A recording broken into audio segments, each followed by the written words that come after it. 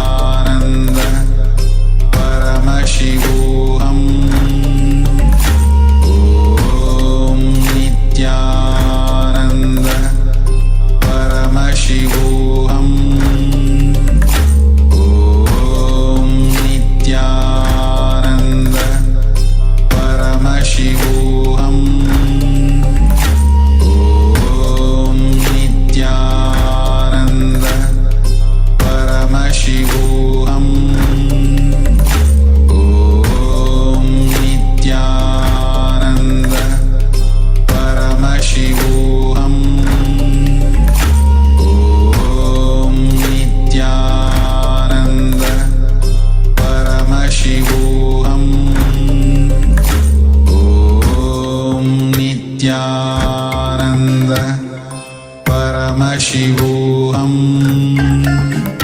Om Nithyananda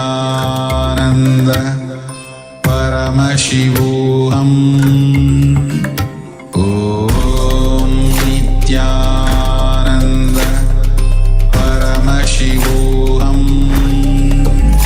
Om Nithyananda Paramashivoham Om Nithyananda Paramashivoham Om Nithyananda Paramashivoham.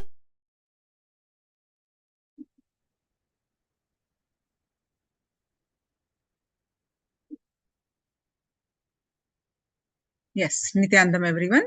Now, please go ahead and share your experience of this power manifestation of consciousness over matter.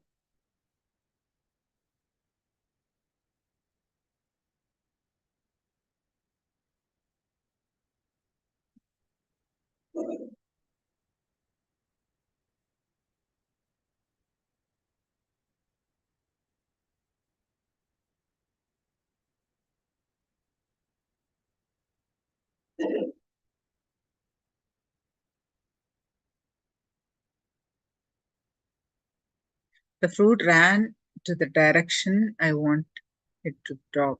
Wonderful. Coconut rolled from my hand 3 times, then it vibrated in my hand. Wonderful.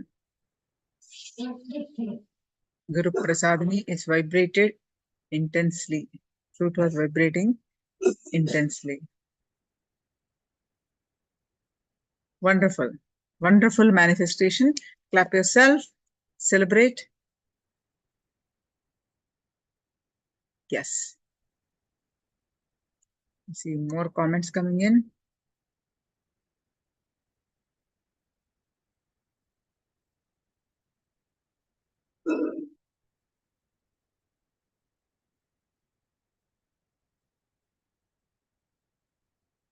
All day we are learning the Kalpataru, manifest your reality. This is one of the powerful program. Millions got benefited, and we used to run this program independent, like a one-day program. Swamiji himself conducted so many programs of this Kalpataru, and it's a very, very, very powerful, useful program. Intensely listen to these sessions and benefit from this program. Now, Kalpataru, manifest your reality. So we're going to watch Swamiji's compilation of satsangs of the Kalpataru, manifest your reality. With the blessings of the Supreme Pontiff of Hinduism, Nithyananda Paramashivam.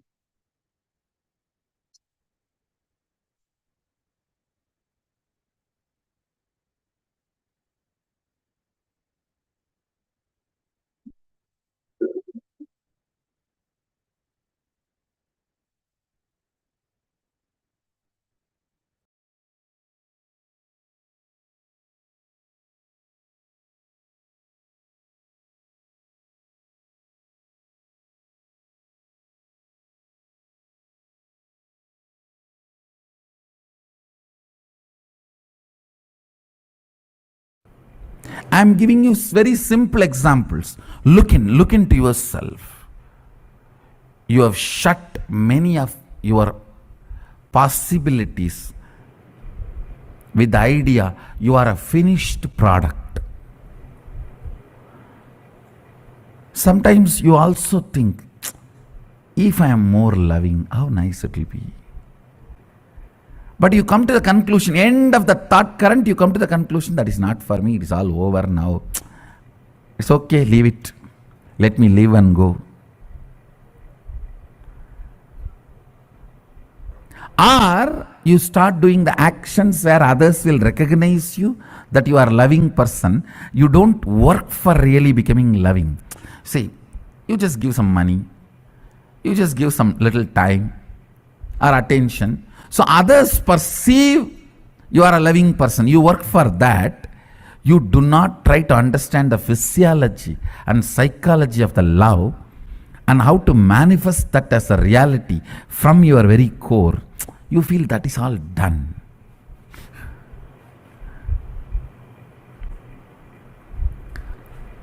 Once I was teaching about the science of what you want and what you believe. What you want, you will never manifest. What you believe as you will manifest only that. One fellow came and told me, oh, I believe all only negative things. My life is done. No, listen. When I am giving you this science, I want you to understand you have a possibility even to change your belief. I am not here to tell you about doomsday. No.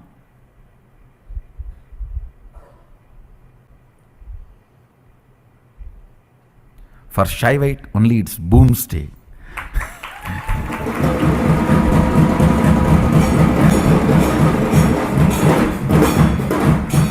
There's no doomsday, don't worry. There's no doomsday for Shaivites. The first idea you need to have, Shaktipada, connection.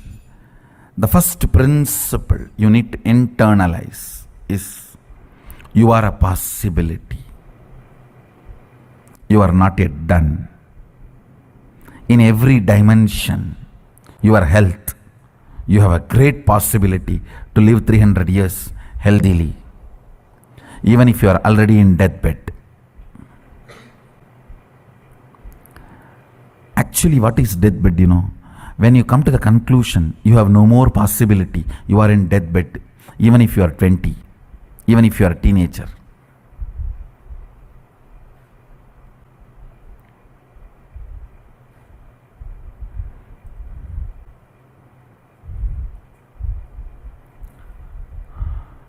Whether it is a health or wealth or love or relationships or completion, peace, enlightenment, or power manifestation.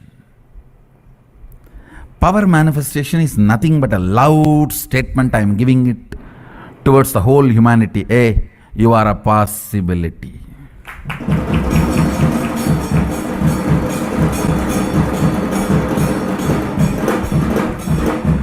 Power manifestation is a statement I am giving it towards the humanity. You are a possibility.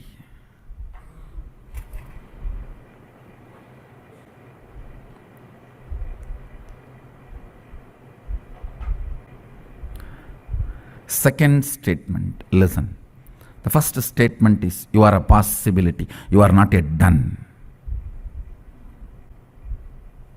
Even if you are 97, chronological age, have 10 grandkids,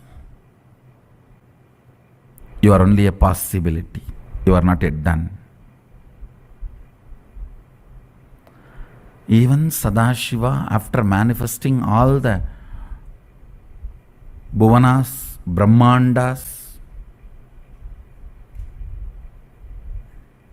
even he lives with the depth cognition that he is a possibility. Understand? Even he does not come to the conclusion he is done. No. Even he lives with the cognition he is a possibility. That is the first principle you need to catch up. Only then manifesting your reality is possible. You are a possibility.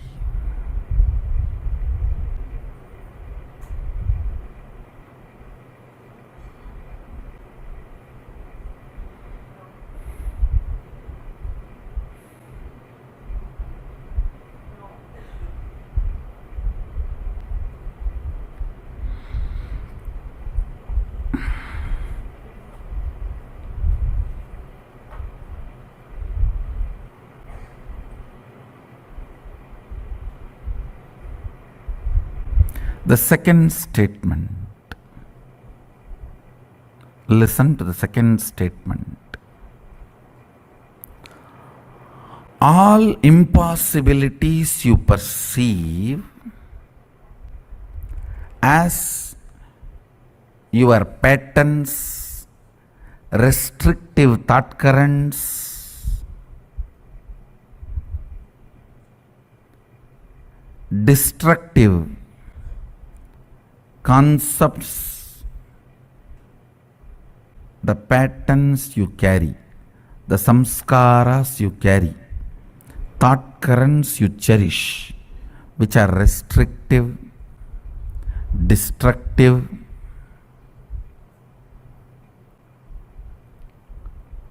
which reduces your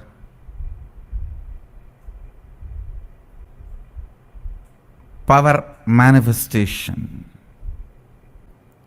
All of them are dead. Please listen. Listen to the second statement. I'll give you an example. If you think, I want to get up in the morning and do yoga and build my body, but my laziness, you see, morning, any alarm cannot wake me up.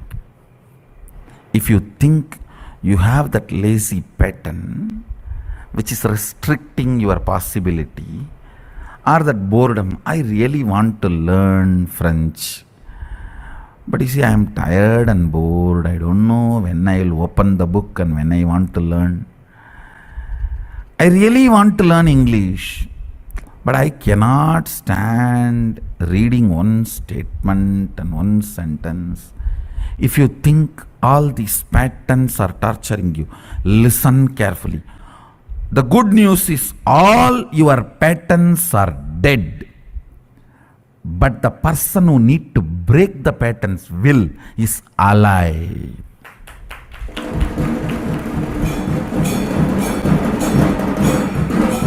Listen, your patterns are not living part of you.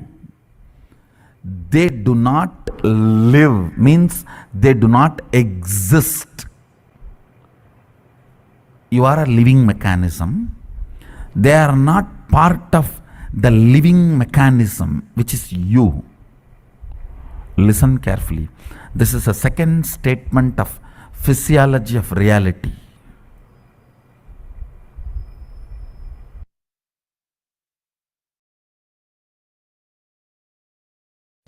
When I started the Sangha, everyone asked about money, from where money is going to come.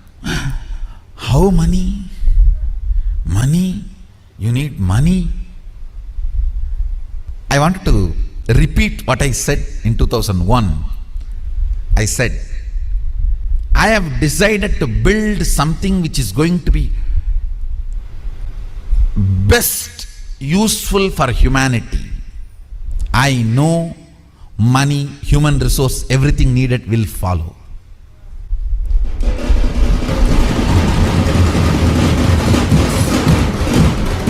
I am planning to build something which is most important for humanity, which is going to be the best useful thing for humanity. So naturally, money, human resource, everything has to follow. Understand? Don't plan for success, plan for excellence. Success will follow. I said, what I am going to build for humanity, I'll do it best, most excellent way. That's all.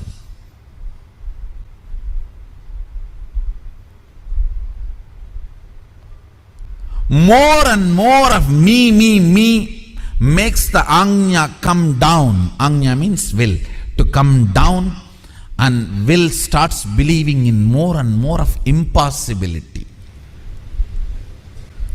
Impossibility takes over your will. If you think with responsibility, energy flows straight. Means you manifest your reality. But that is also not enough. That's good, but not excellent. Excellence means constantly cherishing cosmic principles as your thought currents. What's the goal? What's the purpose you want to exist? Why do you exist? More and more of cosmic principles. More and more of cosmic understandings. More and more looking up. Understand? The more and more cosmic principles start sinking in your day-to-day thought currents, lesser and lesser blind spot about your existence. What is blind spot?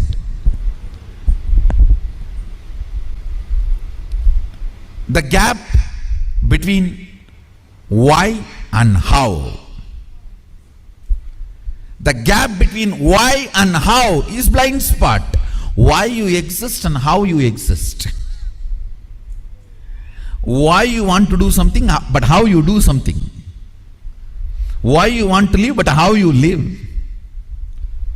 The gap between why and the how is blind spot. That gets healed when you cherish more and more cosmic principles. I tell you, you want to exist healthy, but your whole day goes either in sickness or afraid, getting frightened about more sickness. I tell you, you may not even logically be able to connect and see, but a simple thought current. I think this whole cosmos is running with some auspiciousness. Such large existence cannot be accident. Some casual thought current somebody has put in your head by mistake. If you cherish, even that may bring complete healing to your body. I tell you, I have seen this happening. There may not be any logical relationship.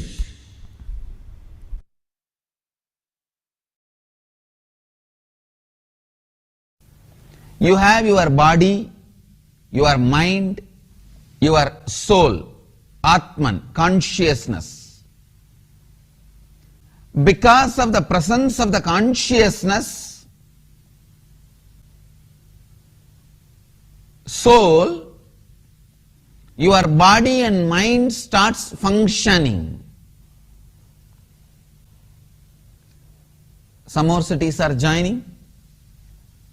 San Antonio, Texas, Kathmandu, Nepal, Jorpati, Nepal, Paris, Home Temple, Scottsdale, Arizona, Oman, Sivagangai, Adi Nithyananda Dhyanapetham, Avattipalayam. I welcome all of you with my love and blessings. Listen, because of the presence of your soul, Atman,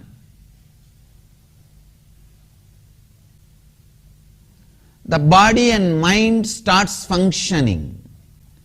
The Atman, soul, has a power to make anything alive, reality. Body is just matter. Few kg bones and few kg flesh, which is not even useful like animal flesh. At least animal flesh will be useful for human beings to eat. Human flesh is not useful for anybody. Very rarely, few animals only eat.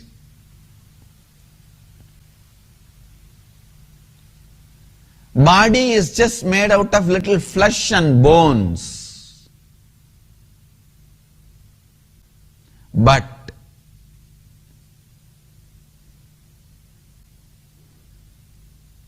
the consciousness, the Atman, the soul resides inside the body.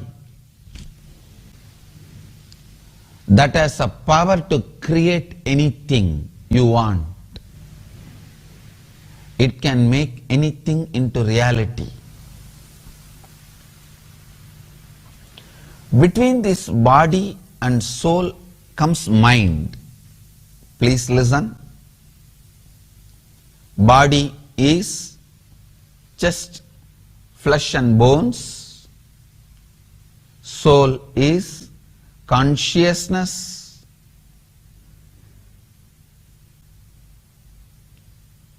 Consciousness is all powerful, all knowing, always blissful. Satchidananda Paripurana. Swayam Prakasa.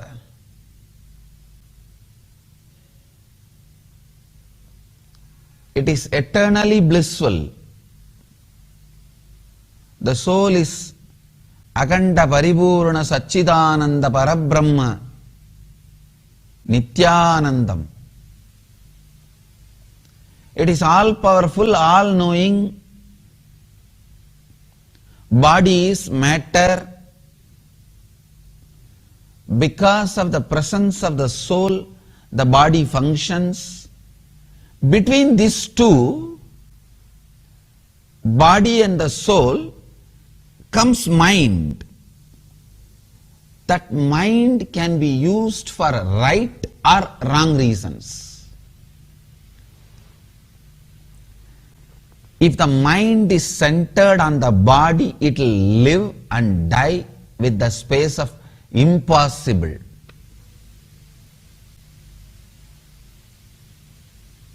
Because body by its nature matter. What can be possible for the matter?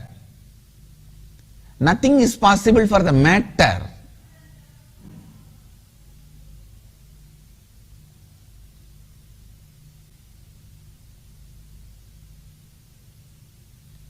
If the mind moves towards the soul, consciousness, and lives around consciousness, rests in consciousness, Atman, soul, the mind lives in the space of possibility. Everything is possible.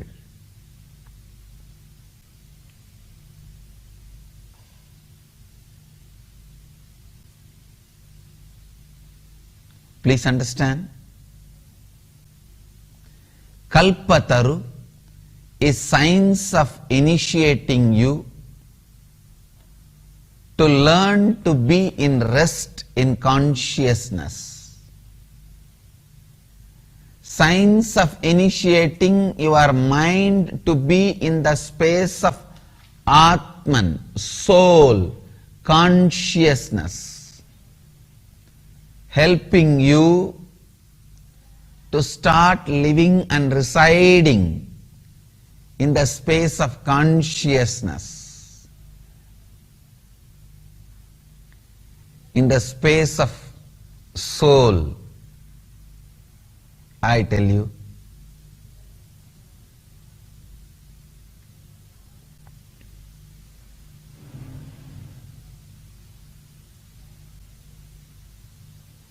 residing in the space of consciousness makes you Shiva. Residing with your body makes you Shava. Shava or Shiva. It is your own decision, your mind's decision. Are you constantly going to be living with your body-based patterns or conscious-based energy? The more you come near the body, the more you are going to repeat the mantra, impossible, not possible, not for me, no, no.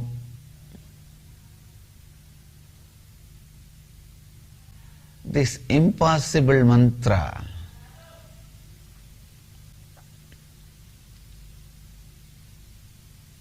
The impossible mantra is going to become chorus. The more you come towards body, the more you go towards the soul, I tell you, an extraordinary possibility happens in you. That is why I say, Sundara means grace. The grace which comes when you understand everything is possible in your life. The space of possibility, and Buddha Graha is the space of possibility. Buddha is actually space of possibility. Sundareshwara is Buddha Graha and is embodiment of possibility.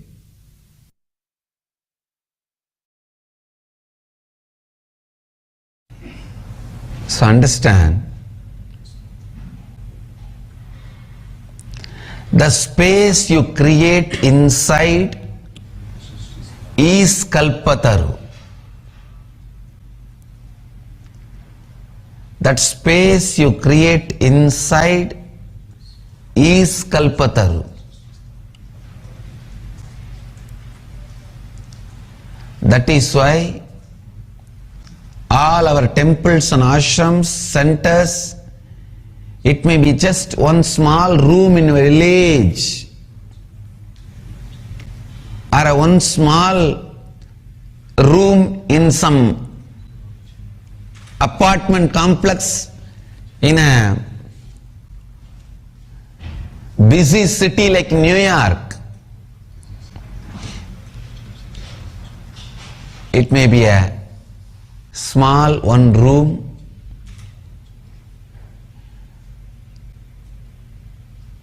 in a remote village like Seragapadi or Pattanam, or one apartment in New York, Queens, or huge, vast, palatial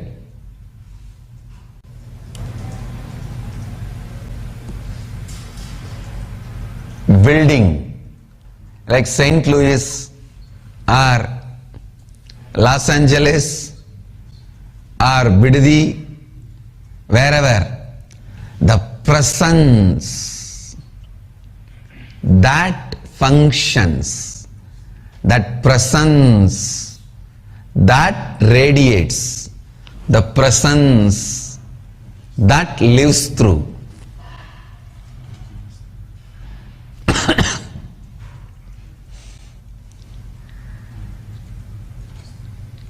Understand, the presence you carry is Kalpataru. The presence you create in you, the space you create in you is Kalpataru. Sometimes I wonder,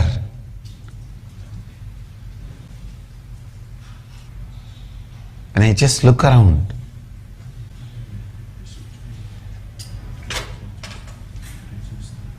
the banks of Ganga and banks of Kaveri and banks of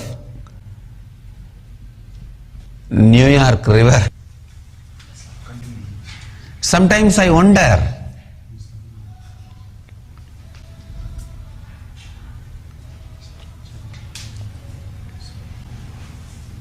in the banks of Ganga,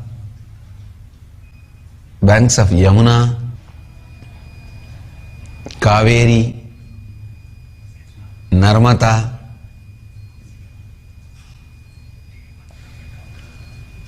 and the foothills of Arunachala, Himalayas, everywhere, in so many places,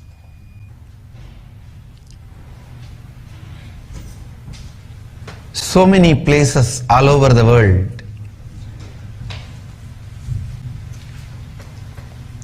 How this same science is so useful to every human being from every background.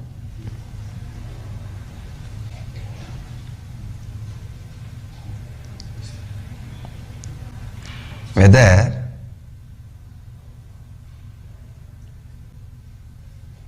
it's a Western teenage boy having a problem with his girlfriend in New Zealand, or an American teenage girl having problem with the smoking pot addiction in California, or village youth addicted to country arak in Aminjikarai, or middle-aged man addicted to violence and aggression in the remote corners of Madurai, anybody having any problem anywhere in the world, how can this one science be a solution? Because it is solving. I am seeing. For example, today, the Kalpataru darshan for the people in the Paramashivoham, one of the remote village in Tamil Nadu, and the woman Sivagangai in the Middle East, Oman and Pattanam, people from completely different background, but both of them are going to do the same process, and the process works both for both of them, works for both the group. Few days before we had a Kalpataru for a group in Singapore and group in Mexico.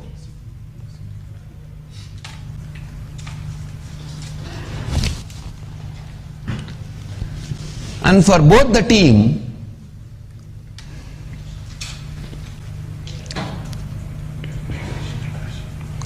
every participant in both the group feels precisely it is for them and it is working for them.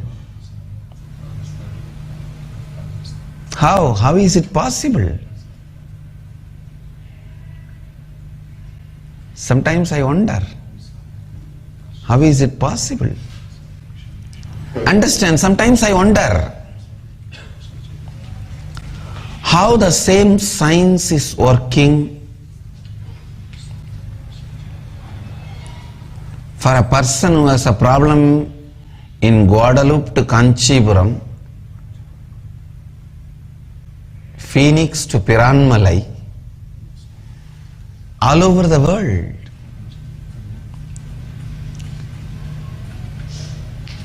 I realized, finally, end of the day, human beings are same all over the world, understand?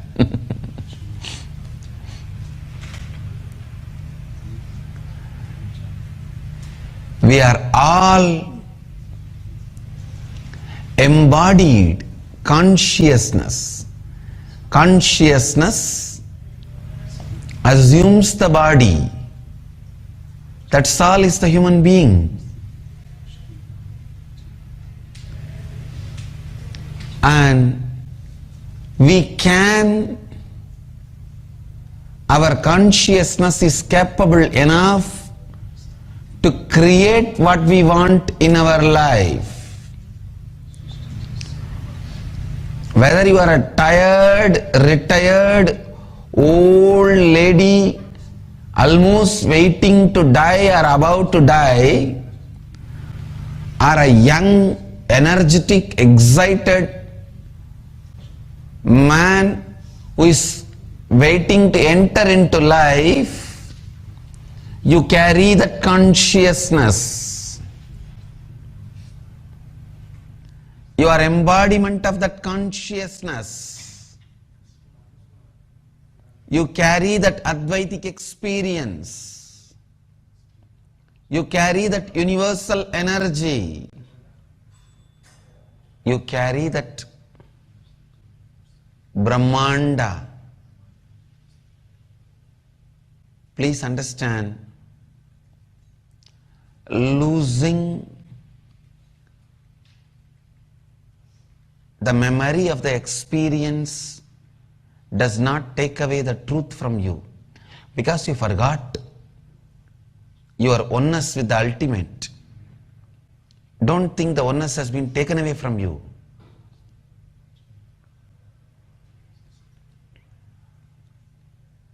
Because you forgot, you are led to live in that forgetfulness, the state you created. Because you dream in the night, don't think the bed on which you are sleeping is taken away from you. In the night, while you are dreaming, you may be dreaming as if you are being chased in the forest by a tiger. You are running. Don't think just because you are dreaming that you are running in a forest, that the bed on which you are sleeping has been taken away. No. Because you wanted to have the dream, you are allowed to have the dream, but the truth remains as truth, even while you are dreaming. Same way, Suddhadvaita Satya, the pure oneness of the consciousness, the pure non-dual oneness of the consciousness remains as a truth, whether you are a old village lady waiting to die in a remote corner of the world, or a young energetic man excited to enter into the life.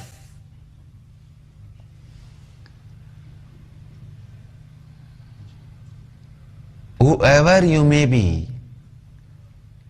whatever may be your caste, creed, gender, state, nationality, background, education, your inner space is capable of creating what you want. Your inner space has a power to create the life of what you want.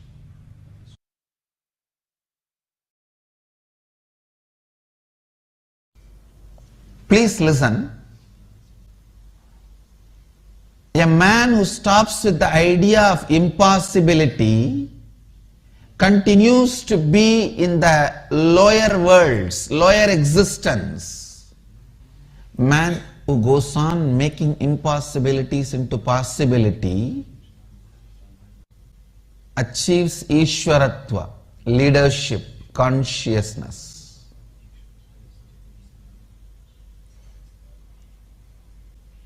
Kalpataru is science of initiating you into possibility. Please understand.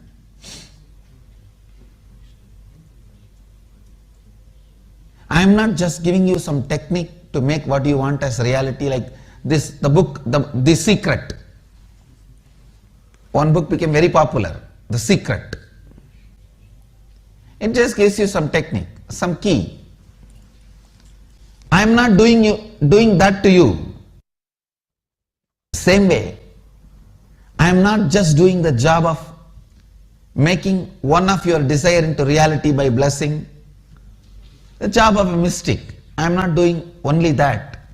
Understand, I am trying to do, I am doing both. Giving you the science of making what you want as reality and making one of your desire into reality, so that you understand the power of this science and start living this science in your life. So understand the few principles of this science. First, the first principle, decide not to live with your default future. Second, first, Decide not to live with your default future. Second, understand rewriting your future is simply possible. Third, SDHD you carry, self-doubt, hatred, denial you carry. It's the right word I use, SDHD. Self-doubt, hatred and denial. The SDHD you carry is the only obstacle stops making what you want as reality. SDHD is the only obstacle causing what you want as reality. Listen. Complete with your SDHD, self-doubt, hatred, denial. Complete with your SDHD. Actually, when you are suffering with your SDHD, you hate everything around you. You curse everything around you. You abuse everything around you. You are waiting to blame everything around you. The moment you find one small mistake, I told you na, I was telling, this is all fake, this is all wrong, this is all foolishness.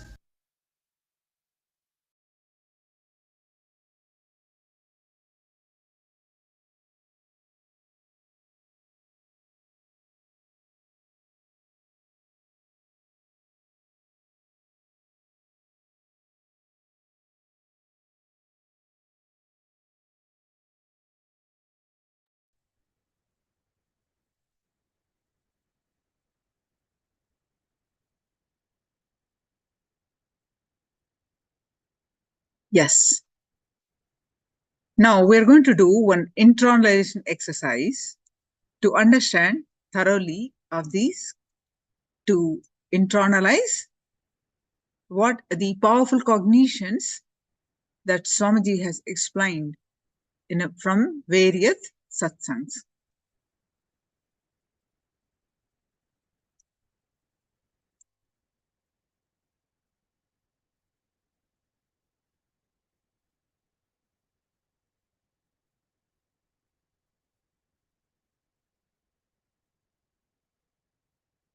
You can also start typing what you have learned.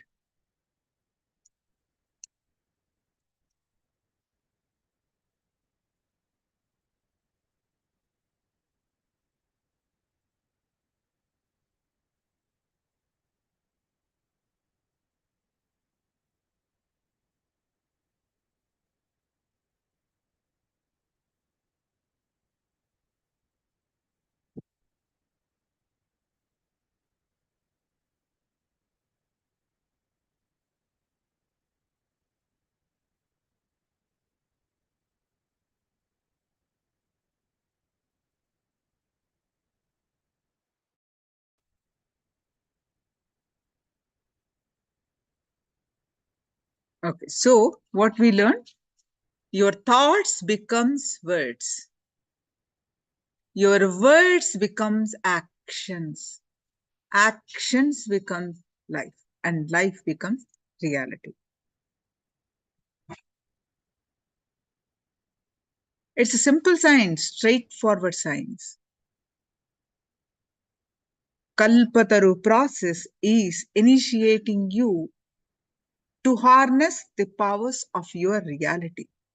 By making you harness the power of your words, power of your thoughts, power of your actions, power of your life.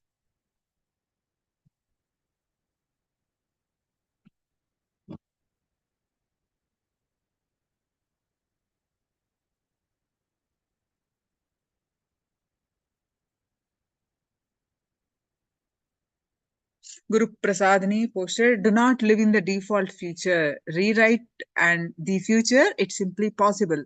The SDHD is the only obstacle to manifest the what we want as reality. Wonderful, ma'am.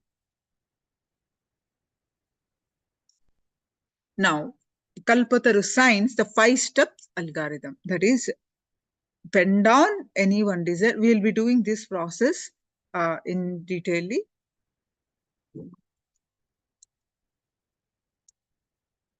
Yes, let's do this exercise.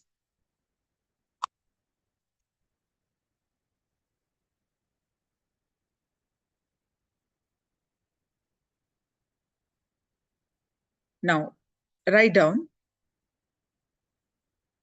pen down one desire.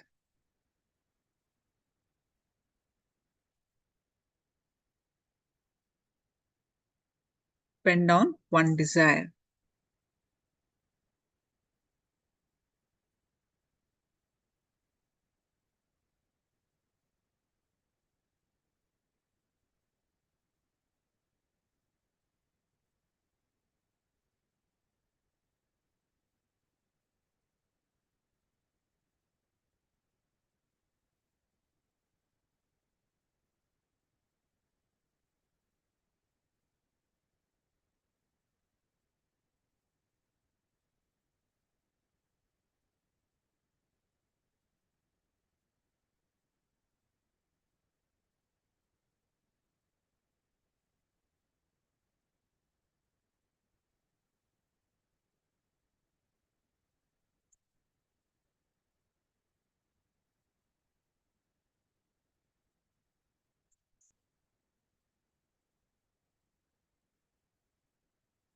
Pen down one desire. Now,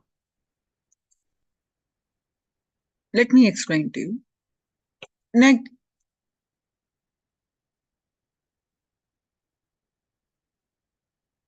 you're still writing? Okay.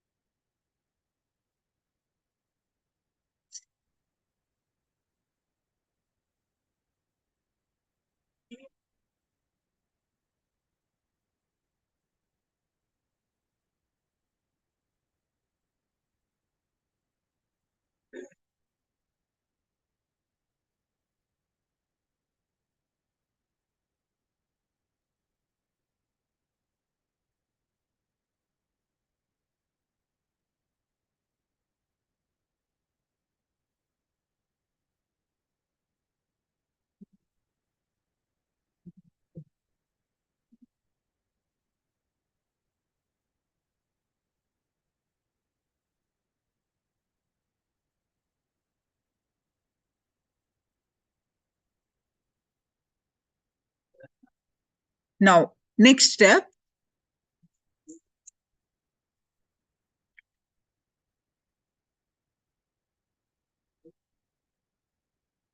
Step 2. Next step is, now the moment you wanted to have the desire, some doubts.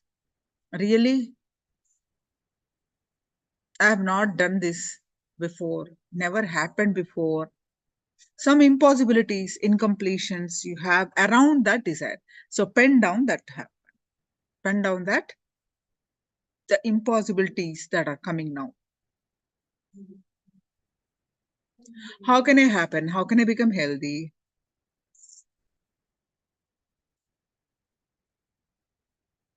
I'm not so sure my senior wants to be my part.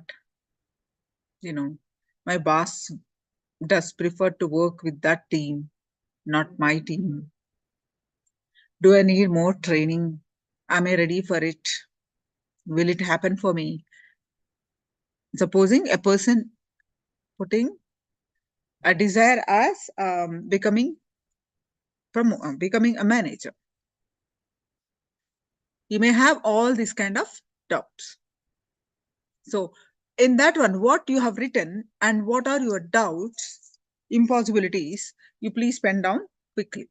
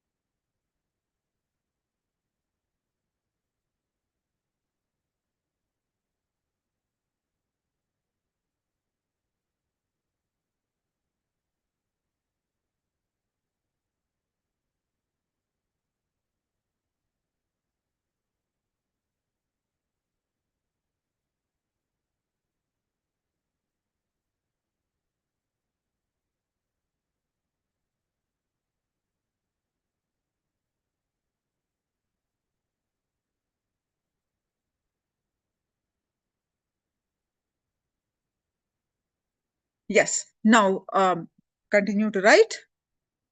2 more minutes.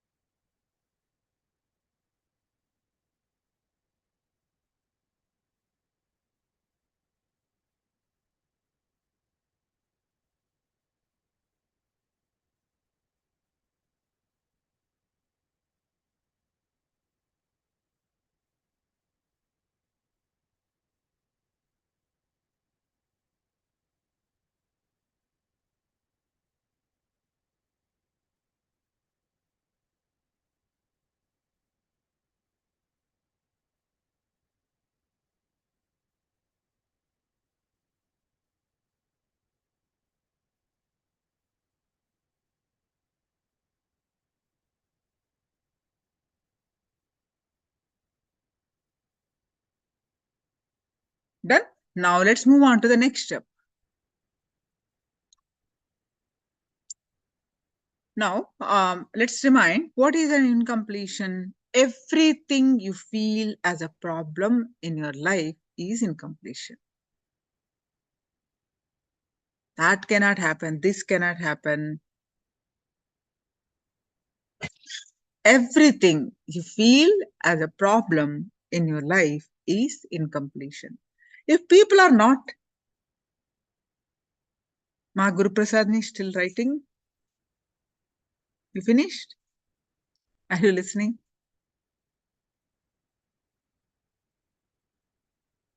Listening? Okay. So shall I move forward? Yes. If things are not going as you want, if the country law is not supporting you as you want, whatever you feel as a problem in your life. Yes, all of us have a different set of problems. Whether a headache or hair fall or stress, whatever it is. Everything is an incompletion. Pen down.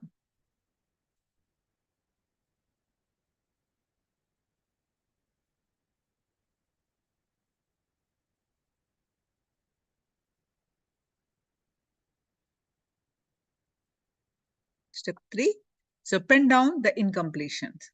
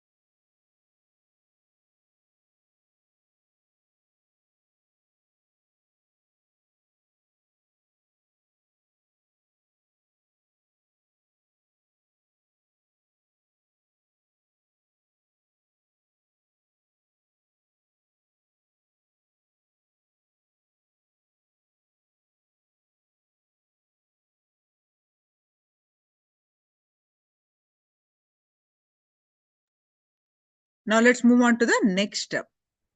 Next step, all the doubts, fears, impossibilities, incompletions that you wrote, complete them and drop them.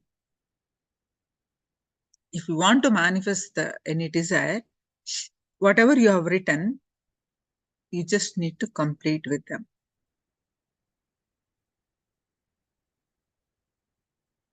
Complete with them and drop them. Completion is such a powerful process to awaken the innermost intelligence in you. Use relieve to relieve completion technique.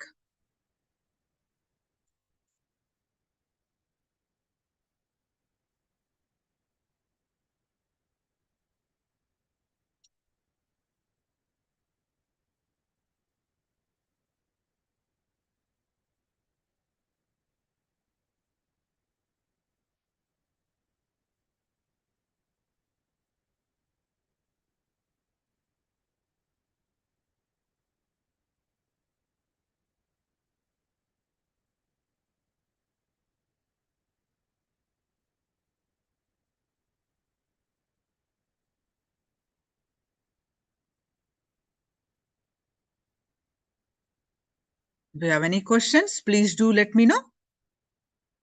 But all of you, please do it intensely.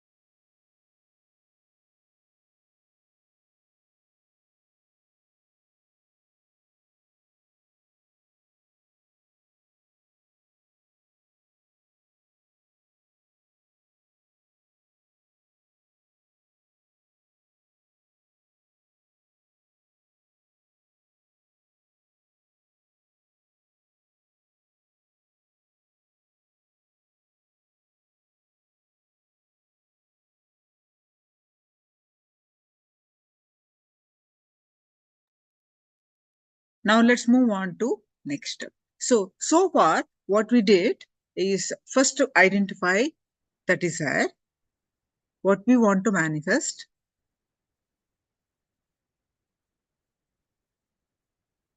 Then any impossibility, whether it's any doubts, any impossibilities, we wrote it down. Any incompletion around it, we wrote it down.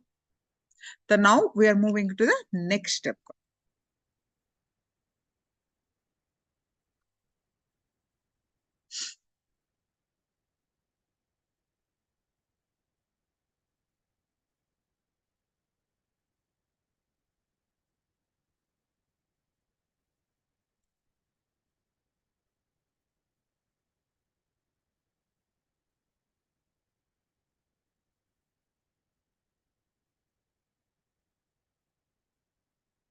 Next step is hold the space, creating the space. So what does it mean is you're seeing that desire right in front of you already happened.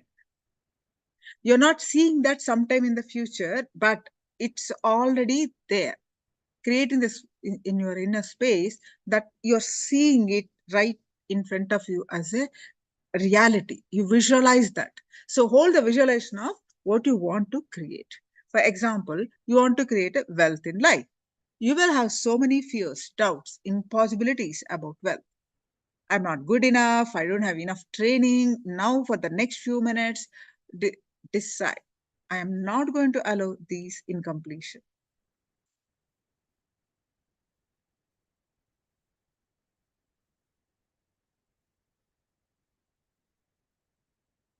Complete and drop them.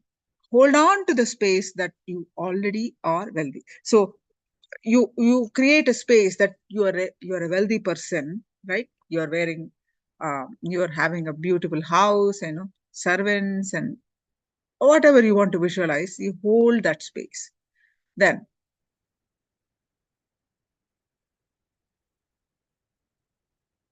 any doubts coming, complete them and drop them. Hold on to the space. After completion, again recreate the space. Recreate the space. Hold on to that space that you are already healthy. Important point to note that creating a space means you are already healthy. You're seeing that as reality. You visualize that as reality. If any doubts come, you complete with them, drop them, and then again going back and recreate the whole space again. It may look so big process, but the moment you start doing it, it will be very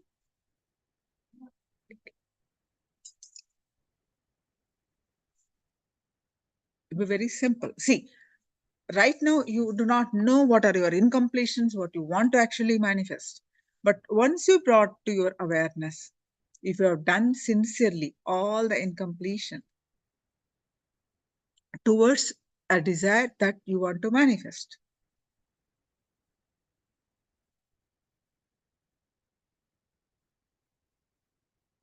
So hold the space, create.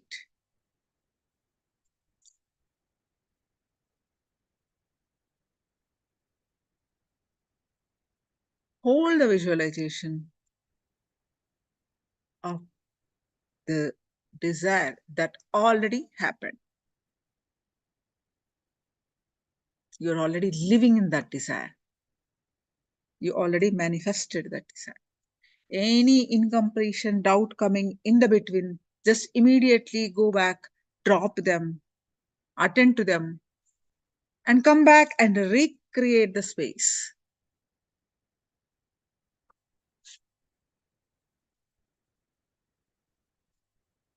Hold on to that space that you're already wealthy. Whatever wealth you want is there now with you, present. You have to hold on to that visualization.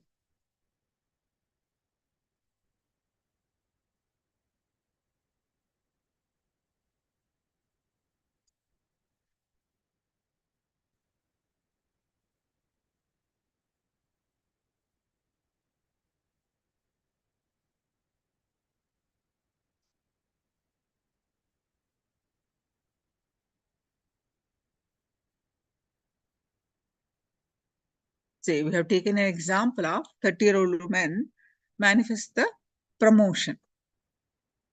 That is step one. But she feels she can't meet deadlines. She feels she doesn't have that much knowledge. The reason for this is impossibilities is when she was 10 years old, she panicked on missing part of her assignment and failed to perform to her standard. Since then, she resists new ventures, unknowns, expansion, as she is afraid of missing deadlines and feels she may fail again.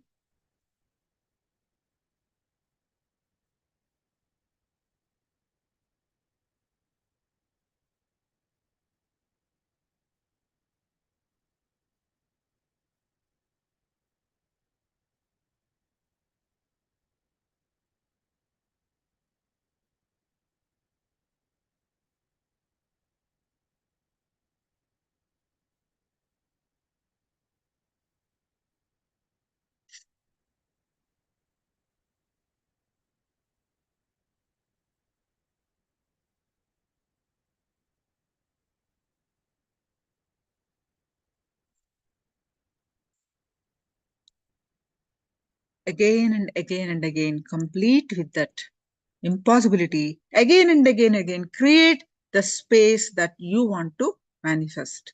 Hold on to that space. That means creating the space or means what? You're seeing that your desire already happened right in front of you. You are seeing that it happened already there. That is the visualization. So when you're doing the completion, how your will persistence should be, when you, as you do, keep doing, the doubts coming in. One time, if you do it, you hold on to the space. It may not be enough. Again, you become incomplete, impossibility, entertain. So each time you repeatedly address this, each time you repeatedly do this completion, after first time, what will I tell? In this example, it is written here. What is the improvement that each time, after reliving first time, after reliving second time, after reliving third time, each aspects of your dimension will open up.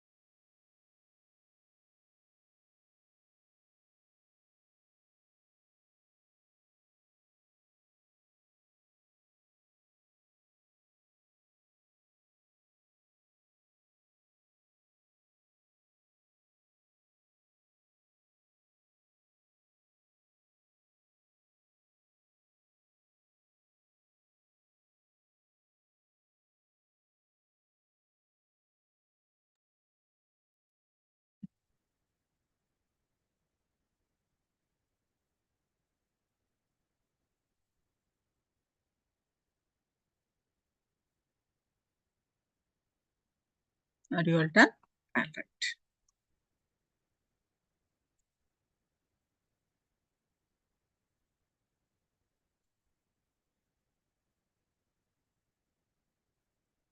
Any questions? I want to share anything. Please go ahead and share it now before we move on to our next session. Now, we're going to have a quick one more round of consciousness over matter, power manifestation. So please get ready with your objects and post your powerful cognitions from the Living Enlightenment book.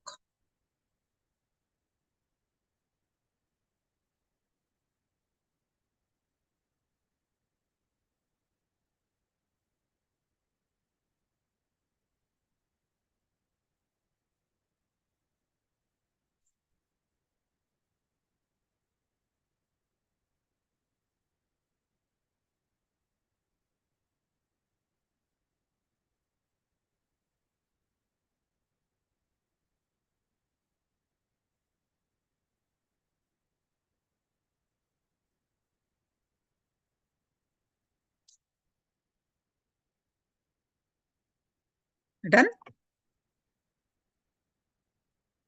Okay, so let me read your responses. Anything that we watch with awareness will dissolve. Wonderful cognition? Yes. Now, please sit straight and bring your objects. And if you're a beginner, you can keep your object on the palm. If you're already if you're manifesting, you can keep the object on the silicon. That means on your phone tab or laptop, anywhere. So you can just put it on the silicon.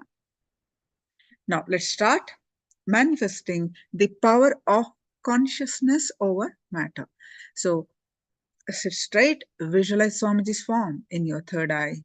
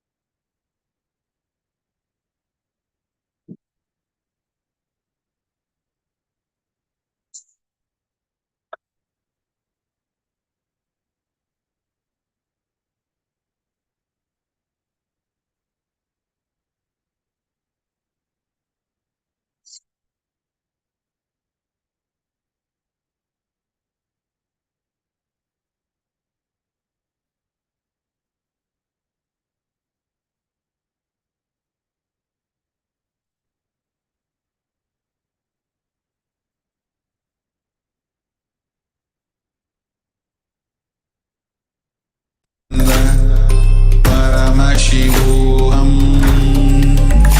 Om Nithyananda Paramashivoham Om Nithyananda Paramashivoham Om Nithyananda Paramashivoham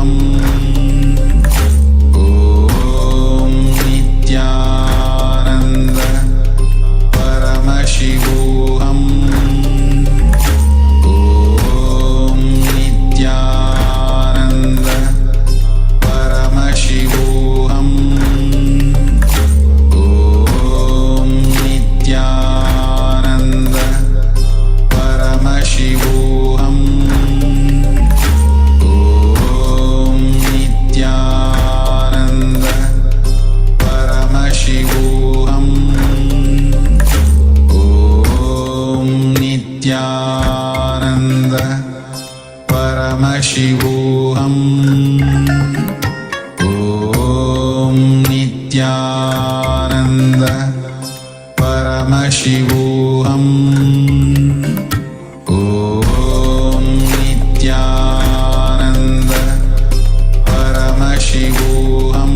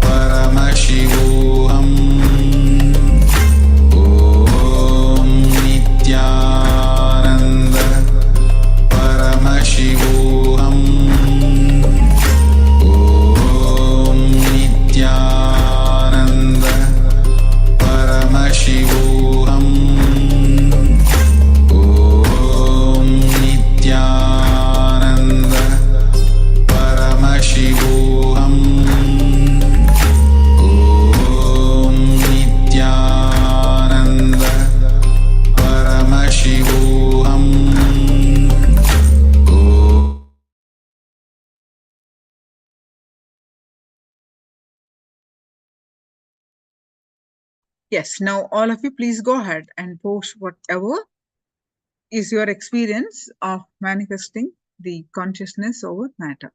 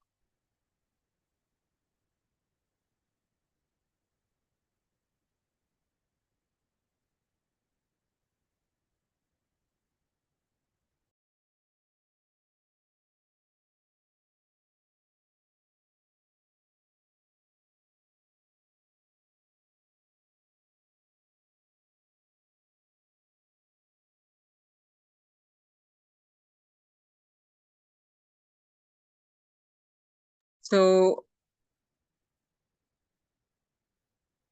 all right. Now, the next session is going to be on speak to yourself and transform. Many times we do not know what's going on inside us. We don't know anything about us. Now, see, as you've seen, your thoughts, your words, your actions, everything has got power. Knowingly, unknowingly, you are manifesting what you are thinking, what you're saying. Are you aware of it? What is going on? Whatever thought process is happening, are you aware of it?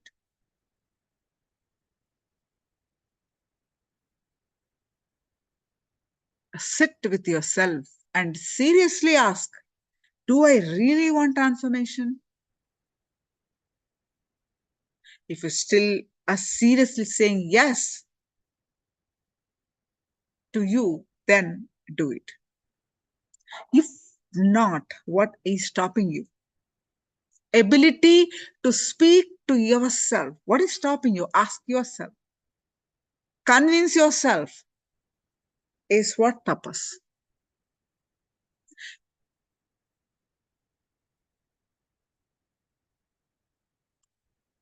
So now let's watch Swamiji's compilation of satsangs on keep your inner space, Hiranyagarbha, joyful and celebrating.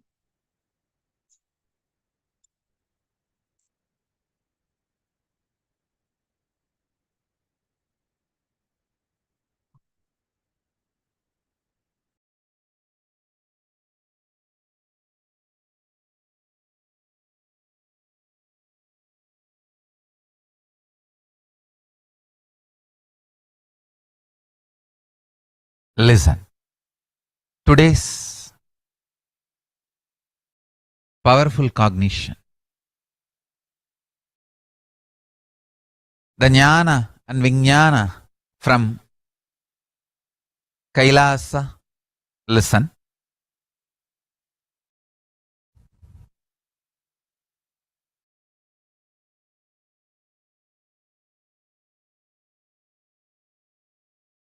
The higher frequency truths.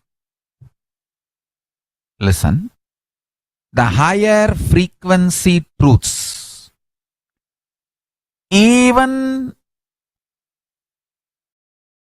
by simple listening, gets into your deeper consciousness and starts growing in your inner space. Even without your conscious support, if you support consciously, it grows like multi-fold in extreme high speed. Understand intensely. Listen deeply.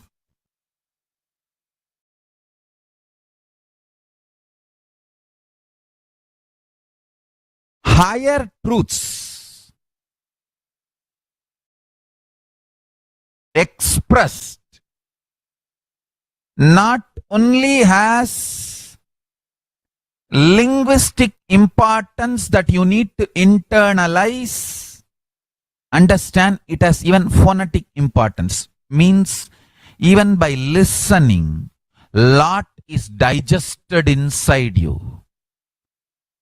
And if you consciously cherish and support, just like that, you become enlightened. Please understand,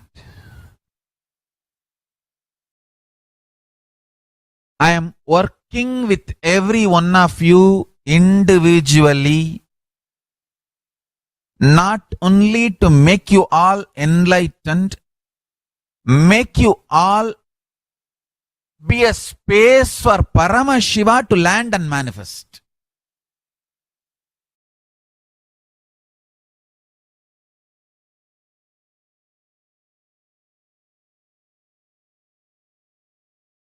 If you want joy, fulfillment, success, knowledge, powers, turn towards your consciousness, because that is where all these are generated.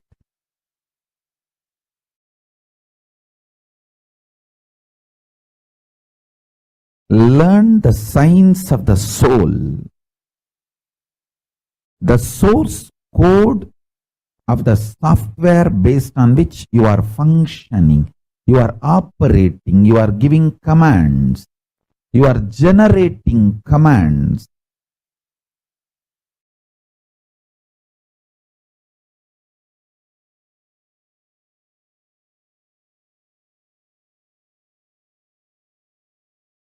Unfortunately, Hindus thought by becoming engineer, making a home and a happy family, you achieved the purpose of your life. No. That can be very good, stable base, foundation, but not the ultimate.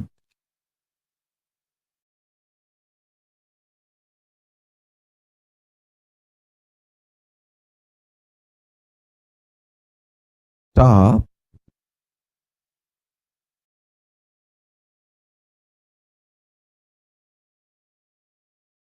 deluding yourself,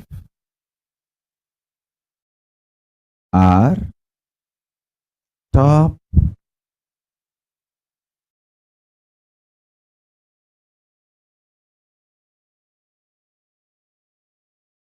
torturing yourself by constantly generating the commands which brings life negativity. But when the results come, crying victim.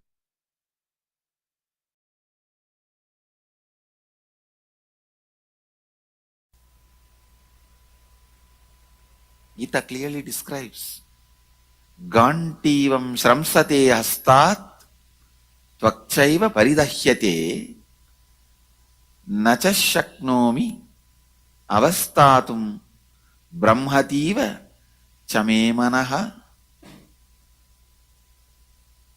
My bow Gandiva is slipping from my hands and my skin is burning all over. My mind is whirling as it were, and I am now unable to stand here any longer. It's a direct symptom of desperate depression. Desperation plus depression put together. The diagnosis is directly desperation and depression put together. The symptoms. So withdrawal at this mood is adharma, not dharma. Listen to the essence of what I am trying to convey to you now. Whatever you may speak to yourself, whenever the aggression part of you is speaking, it is incompletion and leading you more and more incompletion, leading you to more and more incompletion. And whenever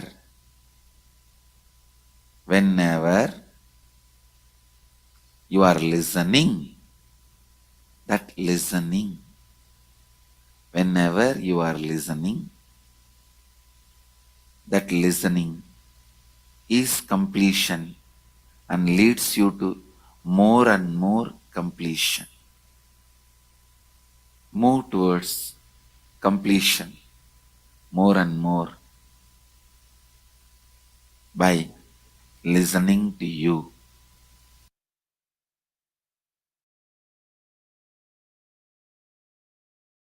Completion solves but does not dissolve.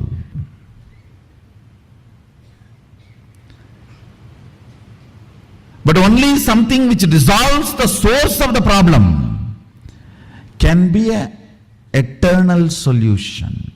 Listen. Listen intensely.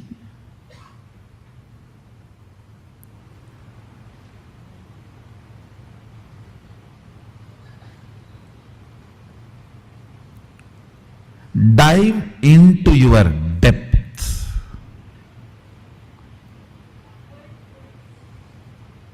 The innermost cognitions you have about you.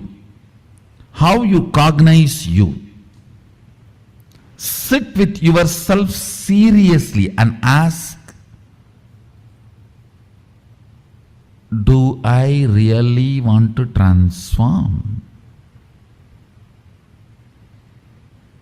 If you are saying yes to you, then do it. Who is stopping you? Ability to speak to yourself, convince yourself, is what I call tapas.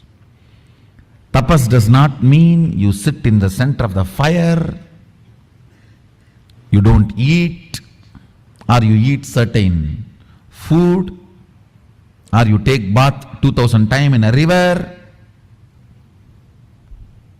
or you go to certain temple. I am not saying all that is not useful, all that is useful in different way.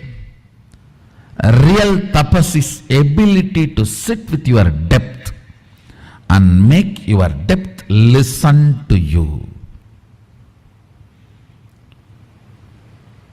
Convincing your cognitions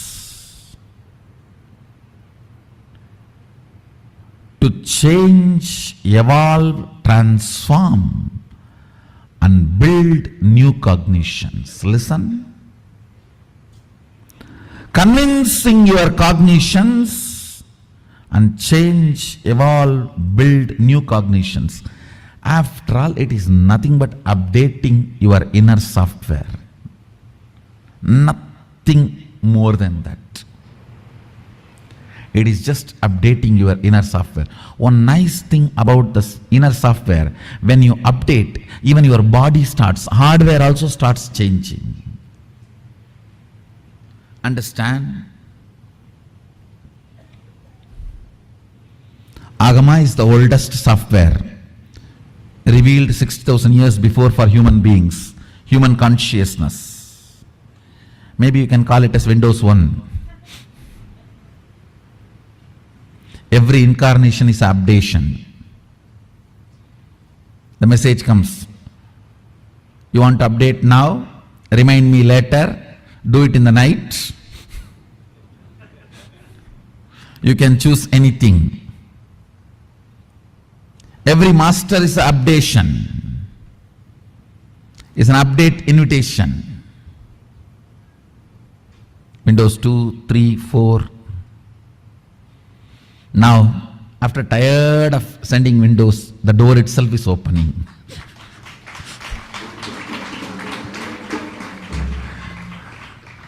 I'm not Windows 10, I'm door.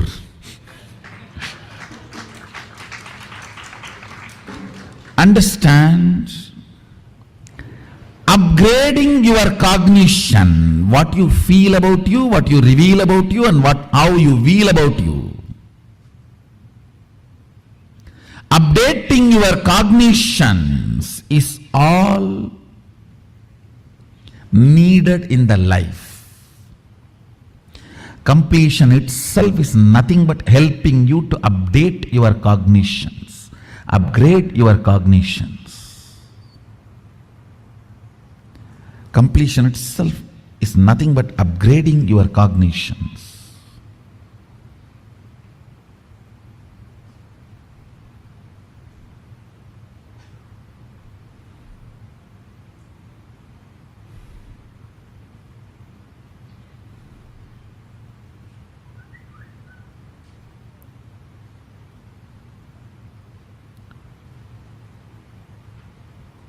I'll give you very simple, straightforward, few understandings, which you don't need to practice. That is the problem. Anything you do not need to practice, you don't respect it. Only if you are tortured, you think you are given big things. No, really. The cognitions I'm going to share, you do not need to practice. You just need to chew it, like chewing gum. While you are sitting all by yourself, just chew it. Yes, seems to be right. I think this guy is cool. Maybe he is speaking to me only. That's all, just chew it. Does not need to practice. Listen, basically,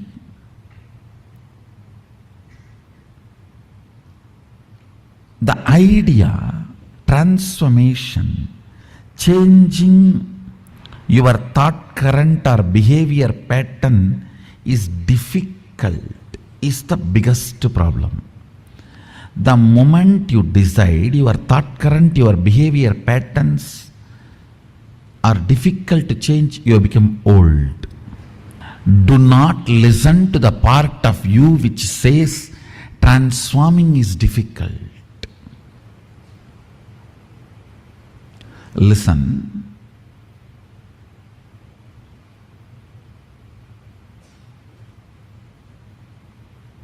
The first cognition you need to break is the transformation is difficult and it's not for me. I just came because so many people came.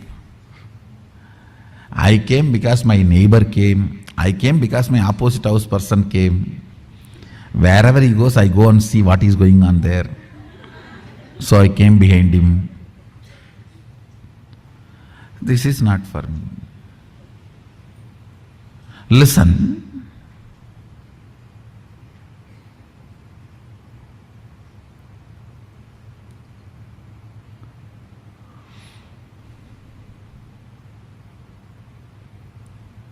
You come to the conclusion transformation is not for you because you tried stupid, foolish methodologies. If you try to pull your shoes and fly, you may try 3 times, 4 times. After that, even if the private jet comes, no, flying is not for me, I already tried. I tried 10 times, it is not happening. Pulling your shoes and trying to fly, getting into the private jet and flying, Both are totally different. Understand? Word may be same, but action is not. So trying to blow your nose and do some kriya, jiknak, chakbuk, some technique teaching, and you tried transformation, and now when I say transformation is easy through cognition, you're saying, no, I tried all this many years, I am a lifetime seeker. No, I'm really surprised. People are having a big title and they are even cute and feeling proud about it. I am a lifetime seeker. Are a lifetime sick means is a proud?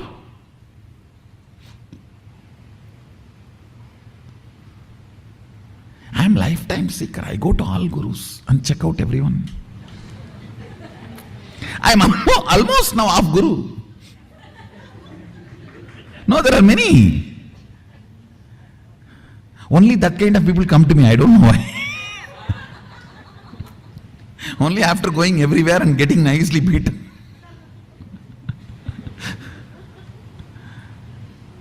Understand. If you have not transformed, if you have not achieved what you got, don't blame you, blame the methodology and the fellow who taught you. Get rid of them completely.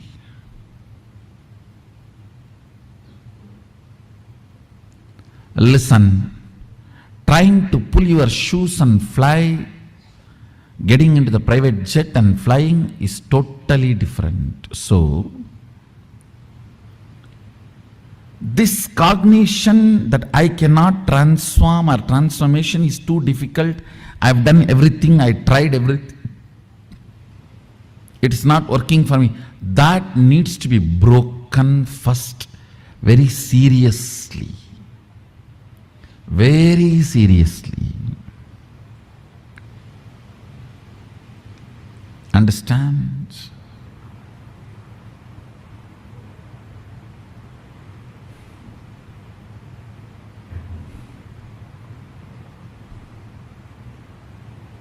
Very seriously, it needs to be broken.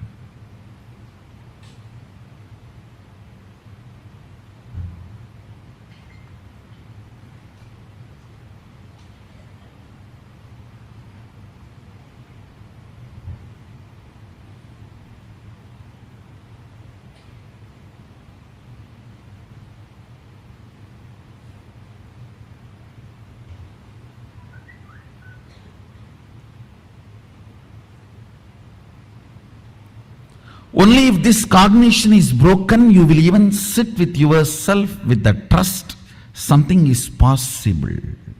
Second important thing, your cognitions are built by you. Good news is, because you built it, you can alter it.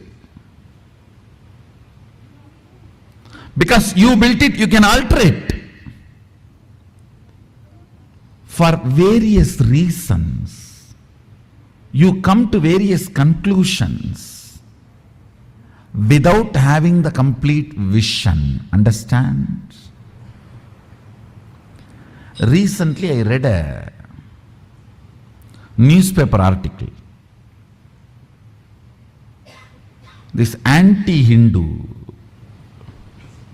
newspaper in Tamil Nadu, they have written an article that anybody builds temple in Tiruvannamalai will go to jail. Oh God. There are 1,000 temples in Tiruvannamalai. Now I saw the foolish logic, how they are trying to establish a theory. They said, from Tiruvannamalai, 8th kilometer, one person built one temple. His brother-in-law, son-in-laws, daughter-in-laws, elder sister went to jail. Then near Tiruvannamalai, one person built a temple. His great-grandfathers, distant cousins, brothers, sons, one of payan went to jail.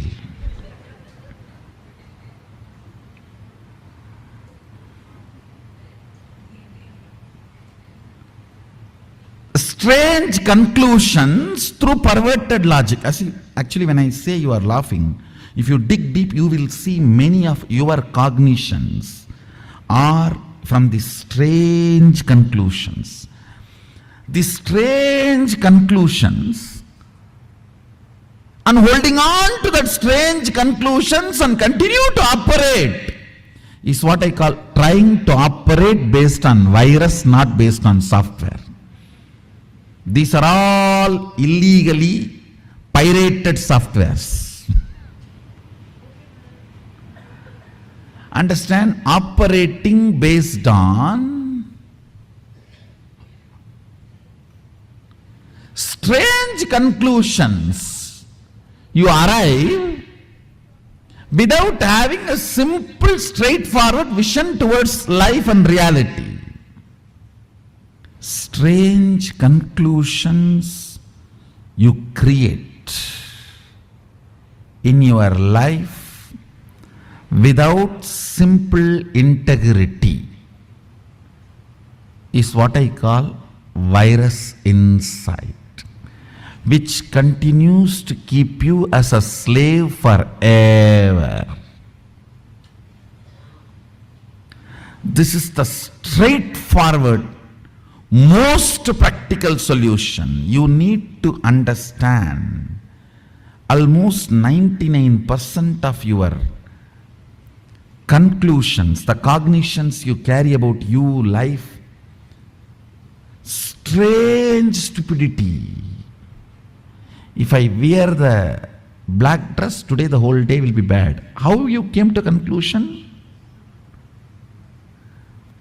If I see somebody in the morning wearing black dress, the whole day will be bad. How you came to the conclusion? Coming to strange conclusions and operating to strengthen those conclusions in your life. Understand what I am talking. I am giving a very superficial examples.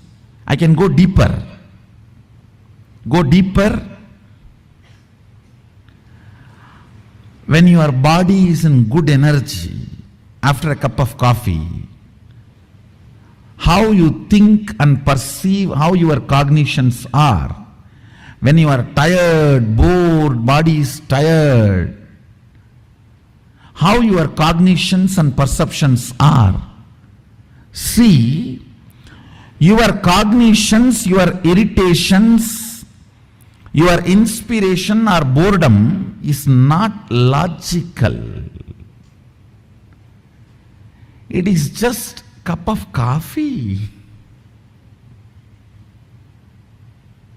It is just few chemicals and hormones.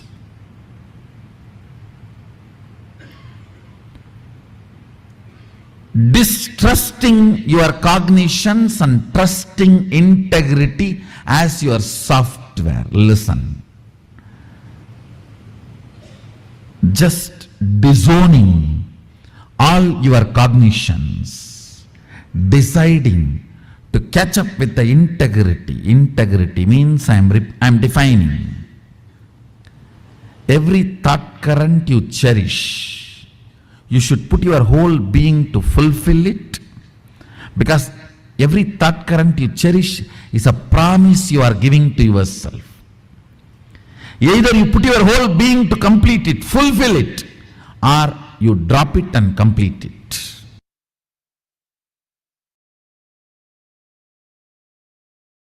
What I mean by the word enriching is you taking responsibility with integrity and authenticity that you are committed to continuously enriching, making difference to yourself and to others.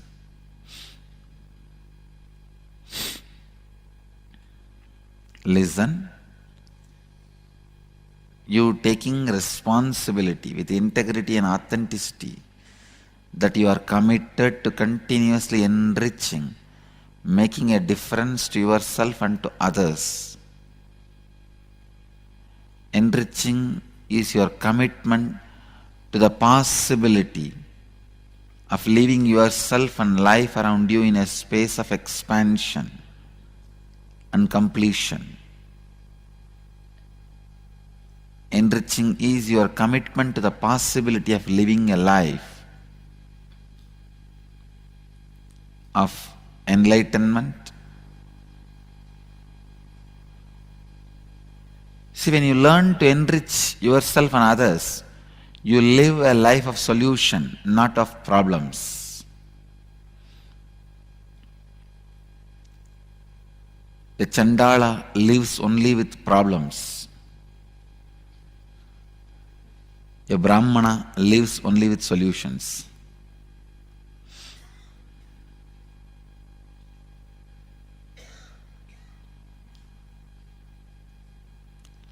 Kshatriya makes problems, Vaishya solves problems. But even Vaishya and Kshatriya does not have solution. They take it only from Brahmana. Enriching is your commitment to the possibility of being superhuman, living continuously the divine consciousness.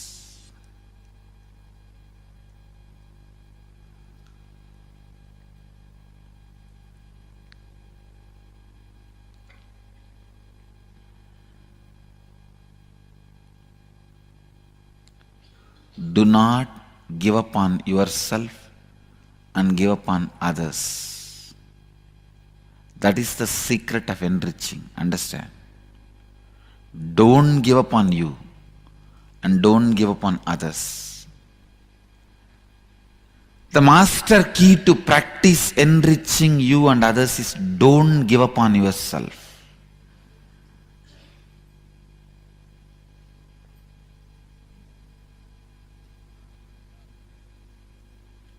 I don't give up on me and I don't give up on others.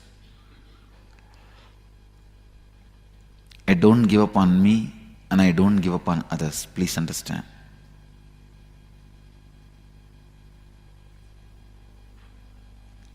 How strongly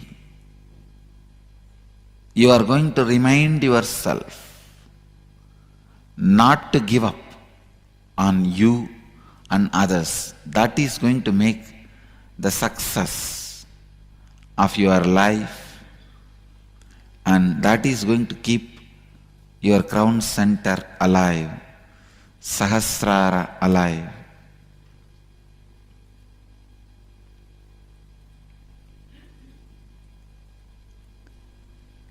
Let's work on this exercise, then you will understand this tattva, enriching others.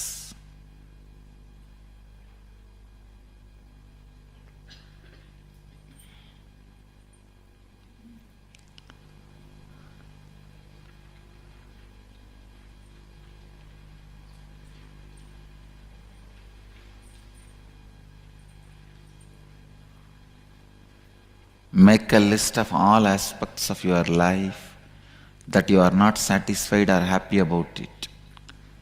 Look deeply into each of these aspects of your life and identify where you are not taking responsibility for your non-integrated and inauthentic thoughts, words and actions that are present in these aspects of your life. Now with awareness, bring integrity, authenticity and responsibility to these aspects of your life and visualize that now you are a being in a space of expansion, happiness and gratitude. Write down what are the new thoughts, words and actions you will take in the same aspects of your life now. Inside this new space of being in expansion, happiness and gratitude, write down in what ways you will now enrich yourself and others in your life, in all other aspects of your life.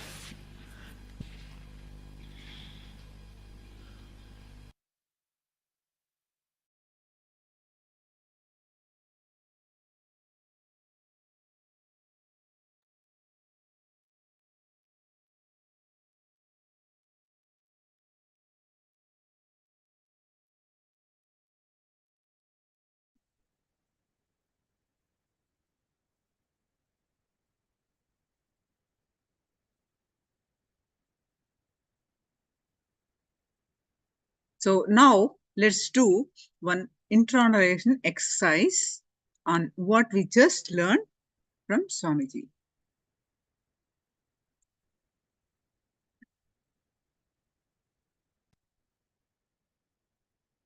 Speak to yourself and transform. Now, sit with yourself. First of all, do you need transformation or not? Why do we need to go through all this? Do I really want transformation? You need to be clear about that. If you are saying yes to you, you're not saying anybody else, you. Yes, I need to change myself. I need to transform myself. If you are saying yes to you, then do it. Who is stopping you? Ability to speak to yourself, convince yourself is what tapas. Tapas is the penance. Ability to convince yourself, making yourself do. You know exactly what I'm saying. We just simply ignore, neglect, give reasons, 1,000 reasons why we are unable to do it. But first of all, do we really want it? The idea that transformation of your thought current or behavior pattern is difficult is the biggest problem. The biggest problem is the idea that the transformation of your thought current or behavior pattern is difficult is the biggest problem. Your cognitions built by you, nobody else. You picked up and you made, cooked up and built by you. Good news is, because you built it, you can alter it. It is just updating your inner software. Updating inner software. One nice thing about the inner software is when you update, even your body starts, hardware also starts changing. You can simply change the inner software. The hardware also changes, the body also changes. Thought currents cherished inside builds your muscles. Thought currents cherished inside makes your body and mind. Thought current cherished inside awakens your enlightenment. Thought current cherished inside brings extreme strength or weakness.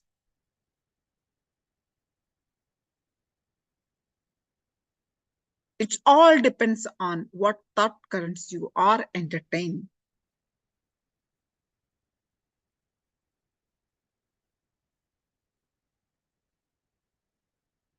Getting it? So now, let us do enrich yourself.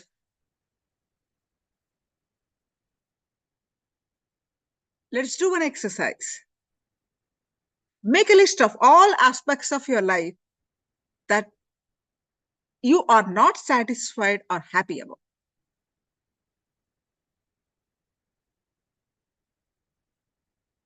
Example, I'm not happy about my earning now. It's not enough. I need so and so. I want to do this. But my earning is not enough to do that. I'm not happy about it. For example, that it may be health, not enough strength to do whatever they want to do. Bodybuilding, are getting tired quickly, whatever it could be. Next, make a list of all aspects, health, wealth, relationship. You know what you want. You have to listen to yourself. You make a list. That is the first step. Second step, Look deeply into each of these aspects and identify where you are not taking responsibility for your non-integrated and inauthentic thoughts. Words, actions that are present in these aspects. You have identified this I want to achieve, but not yet happened. Now, that is the list you have now. You have to fix those. Now, second step, first step, you identify, you bring to your awareness what you want. Otherwise, those things always make you feel something low about yourself. This I have not manifested. The unfulfilled, these aspects always make you feel low, powerless.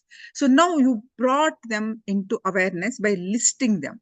Now you have identified the list. Second step, what you need to do, look deeply into each of these aspects and identify where you are not taking responsibility for your non-integrated and inauthentic thoughts.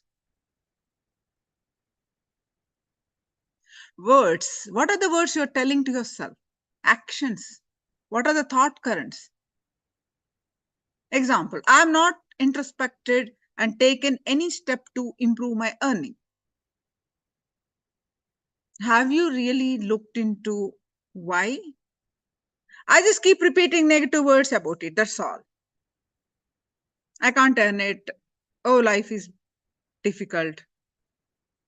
Nobody supports me. I know, keep repeating, keep saying to things, people, keep saying to yourself, oh,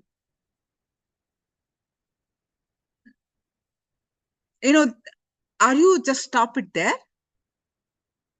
Or what are the thought currents? If you are keep repeating the negative thought current and stop there, that is what continuously you are manifesting. In future also. Right? So now catch those thought currents. Have you introspected? That's the second step. I'm just going over all the steps because I don't want to disturb you when you are doing this process. Now, third step. Now, second step, you went into introspected. Why you are not able to make an income, more income?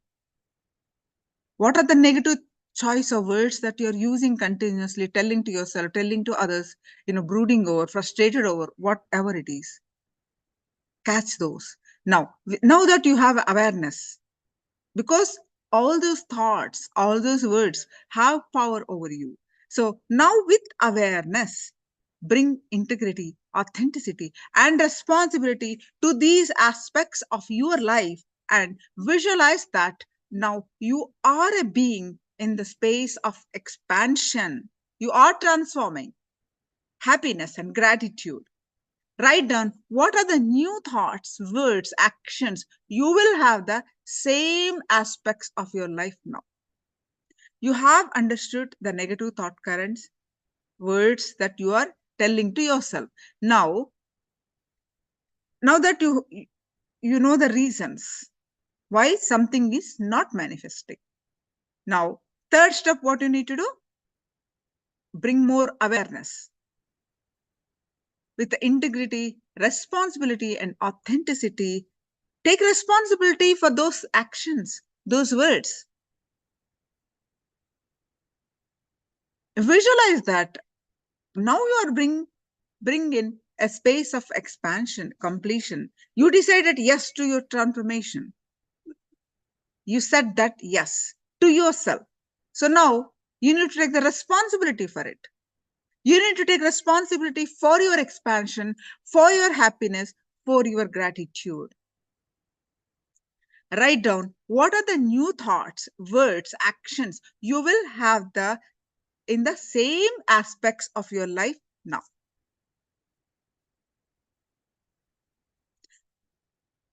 Inside this new space of being in expansion, happiness, and gratitude, write down in what ways you will now enrich yourself and others in your life. In this all other aspects of your life. Example, I will have a chat with my boss and ask him how else I can contribute to make business higher and higher success, and I will do that. Results are sure to follow. If you put a sincere thought to it, you will know. You may want to look in extra income resource. You may want to, in your existing work, you may want, see a progress in that life, make an extra income. Where you put in thought, the thought current, where you can make an income out of it. Because the example that we took is making a more income. In all other aspects of your life, bring in, take responsibility, bring in the new thought currents. Is it clear? Can I have a thumbs up? Okay, now let's start doing this exercise.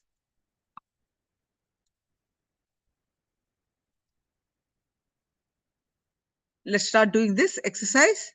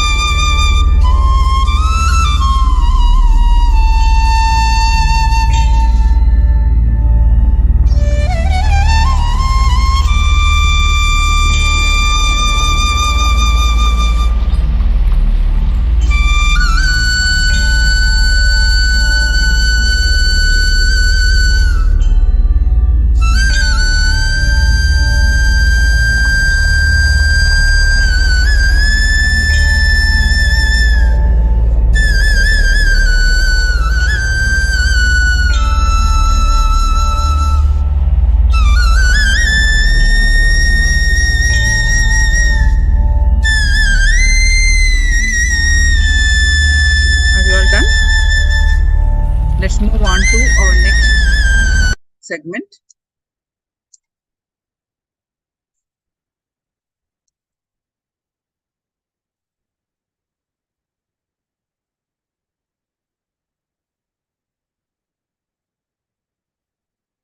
You can share your learning or powerful cognition or what steps you are going to take. Just share if you would in the chat.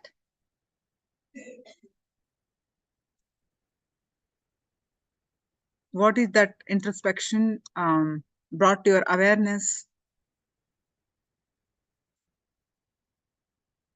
You can share in the chat.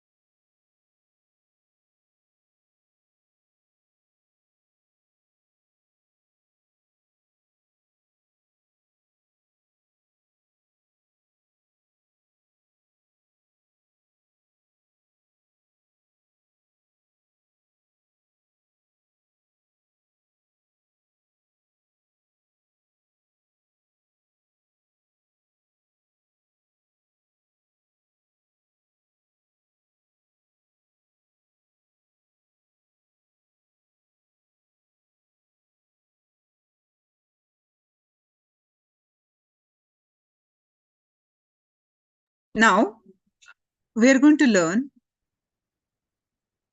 See, many of us, if you notice, if you internalize it properly, you would have noticed that the uncontrollable thoughts from past, the cognitions from past, failures from past, impossibilities from past, they overtake you and suffocate you,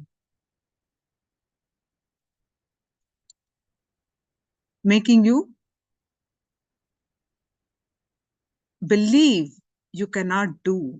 It is impossibility, make overwhelmed by this, the self-doubt, self-hatred, self-denial based on the past experiences. But if past can be completely changed, altered, transformed, deleted, and made to disappear, how will it be? Mind is waiting to get hurt, and it is loaded with the wounds of the past.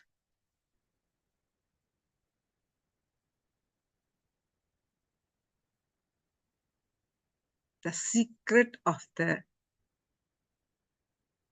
divine, Deva Rahasya, is the mood of your body, the mood of your mind, your physiology, and your psychology. You keep now plays a very important role in your whole life. What are you thinking now? What are the thought currents you are entertaining now? How are you keeping your inner space? If you keep now in incompletion or hopeless, that will continue forever. There is nothing going to change. Therefore, keep the now, N-O-W, now, in completion and clarity, and that will manifest forever.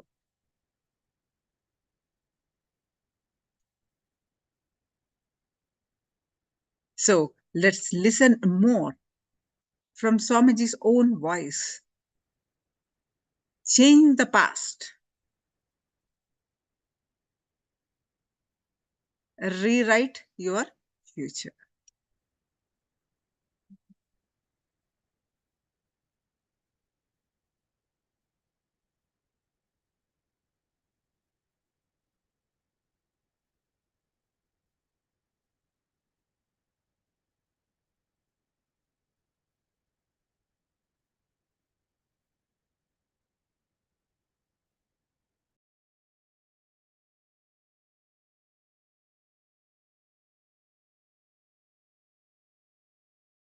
Listen.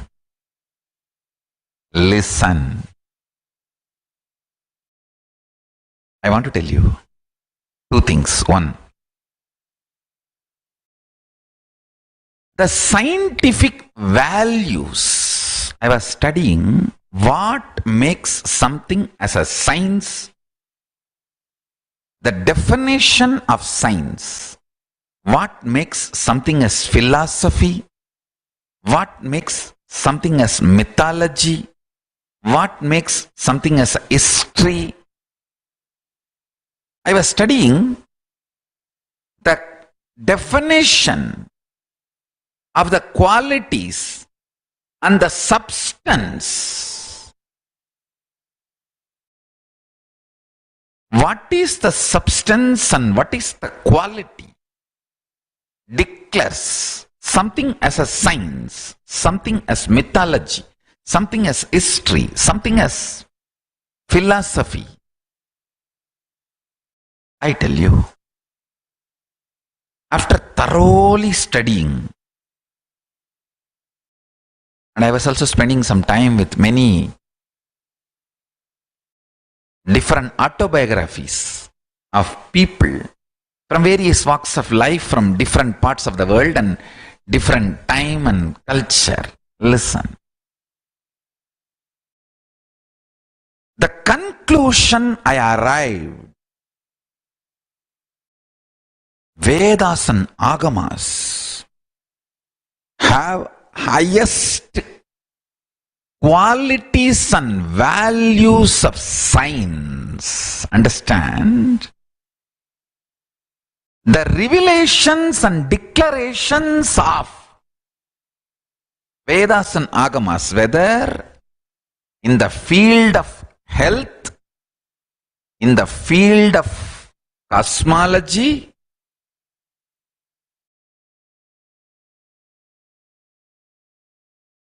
from simple healing your stomach pain to knowing the whole cosmos. The revelations of Agamas have higher quality and scientific values than anything declared as science in the world. Just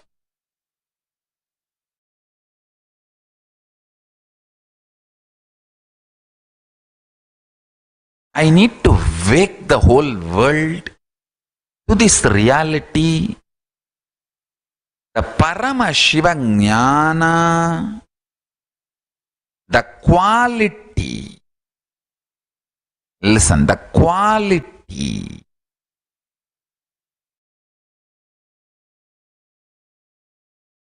the values declared as the definition for defining something as a science One example, that objectivity, ability to reproducibility. There are multiple qualities of science. If you conduct an experiment, if you conduct a trial, if you observe, it should match all these scales. Only then you can call something as science. Those basic values, substance which makes science a science. If you see the declarations and revelations of the Vedic Agamic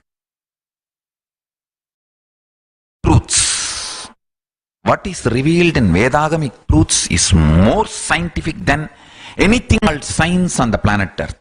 My life's mission is to make humanity wake up to that reality.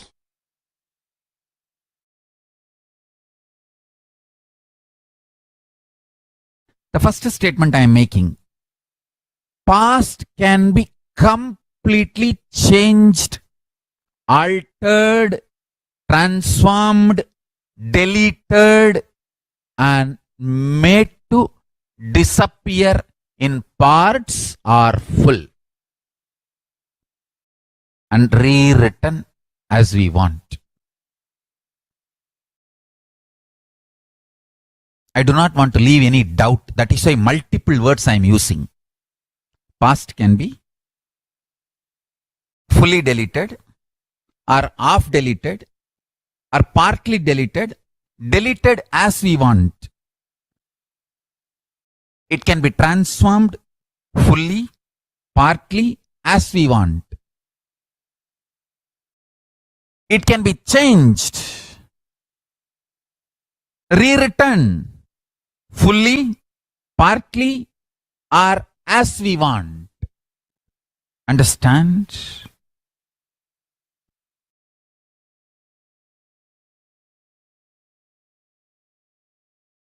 I am not talking about future. I am talking about past.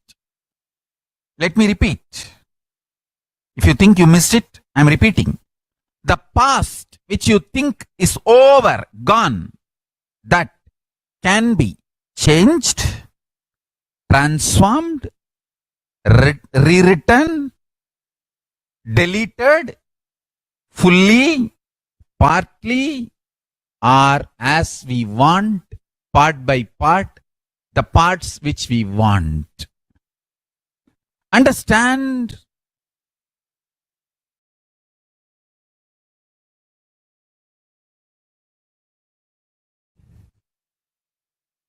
I'll tell you one small incident. I used to make a lot of beautiful deities in clay.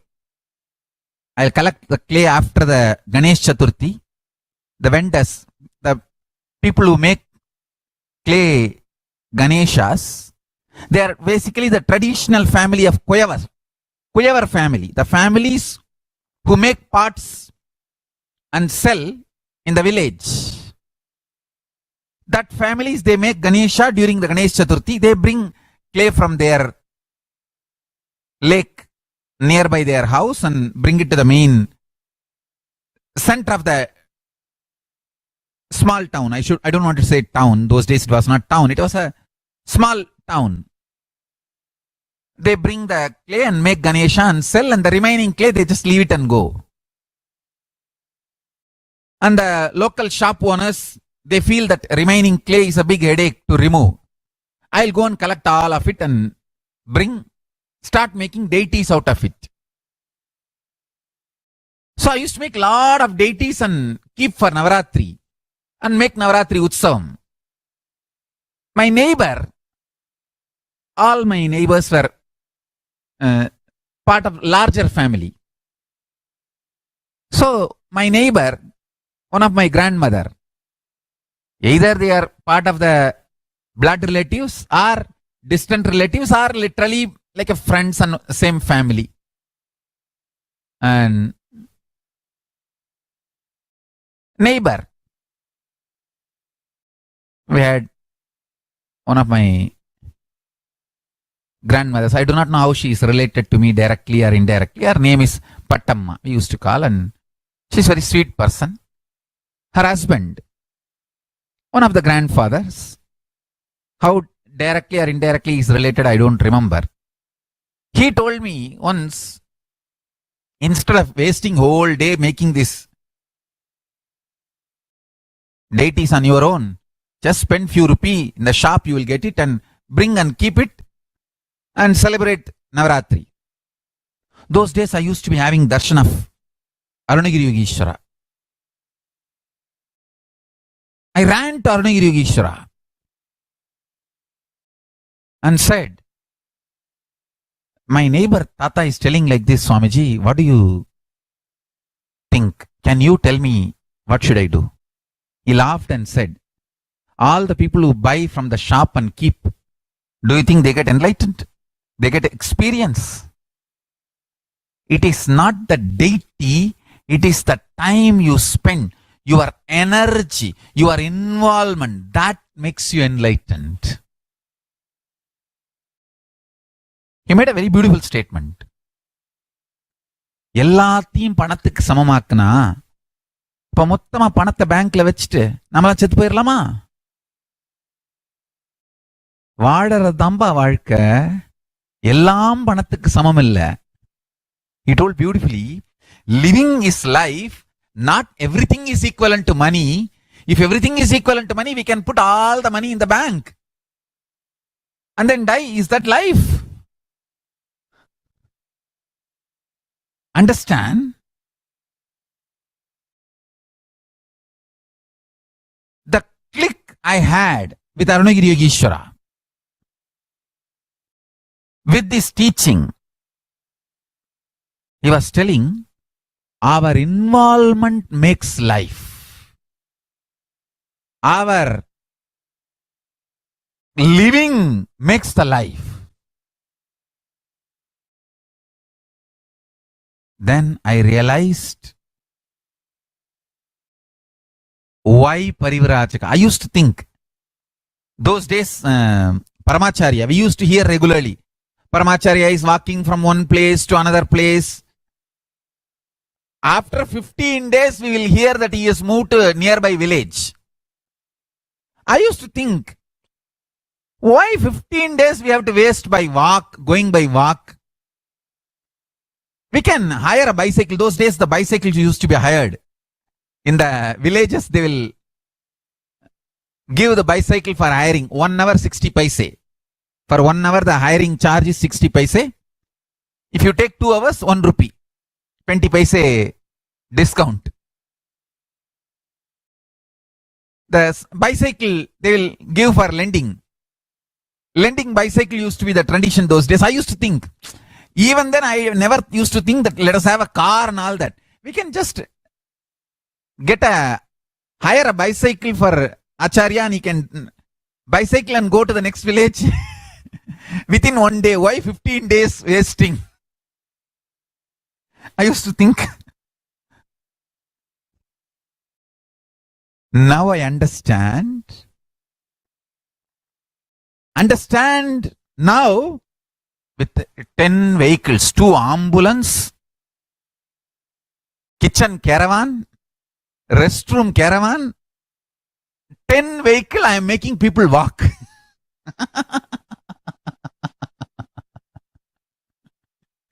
Because I know. Listen, I am making this statement very consciously. Anyone intensely dives into the now, the present life, gets the power, not just rewriting or writing, creating the future as you want.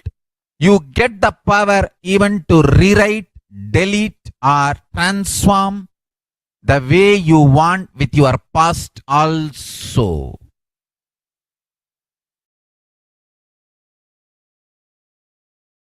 You may think Swamiji will always exaggerate. No. If you think I always exaggerate, you are man. You are human being. If you think, he will tell the truth only, even though it looks like exaggeration. You are my disciple. If you think I always exaggerate, you are just ordinary human being. If you know, yes, it may look exaggeration, but he is always right. In few days I will understand, in few days I will realize what he said. Then you are my disciple.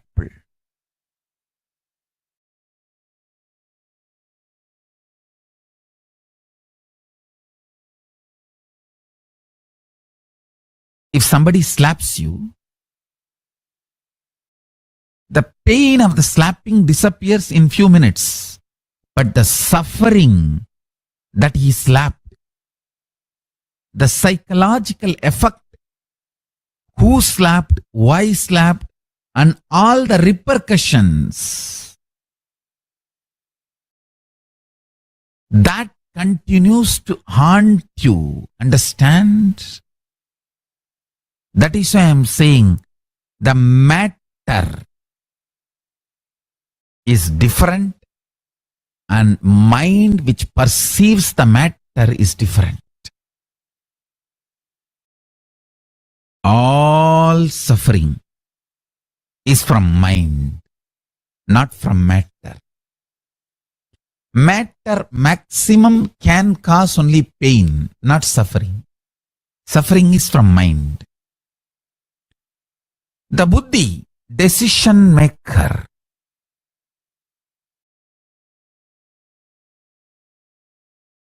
always tries to compromise, knowing the mind is delusion. Understand? That is the biggest problem. See, the buddhi knows the ultimate truth, consciousness, but it always consoles itself. I know this is the highest truth, but this is the practical reality now. So let me respond to it. Understand? Not responding to what you believe as practical reality is the most practical reality. If you want to be really practical, do not respond to what you believe as practical or what is presented to you as practical. Anybody who does not believe in what is presented to him as practical by the mind becomes winner. The most intelligent game in the life is do not believe what is presented to you as practical by the mind, because mind is waiting to get hurt and it is loaded with the wounds of the past.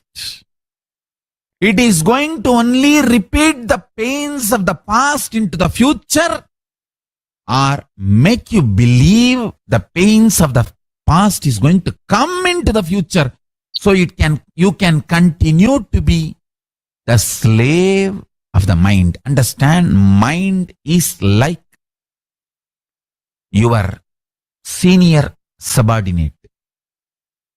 He wants to keep you under his control. He can keep only if you are continuously in problem.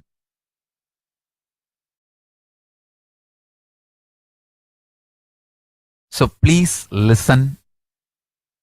Even listening will awaken your Kundalini Shakti and you will become enlightened.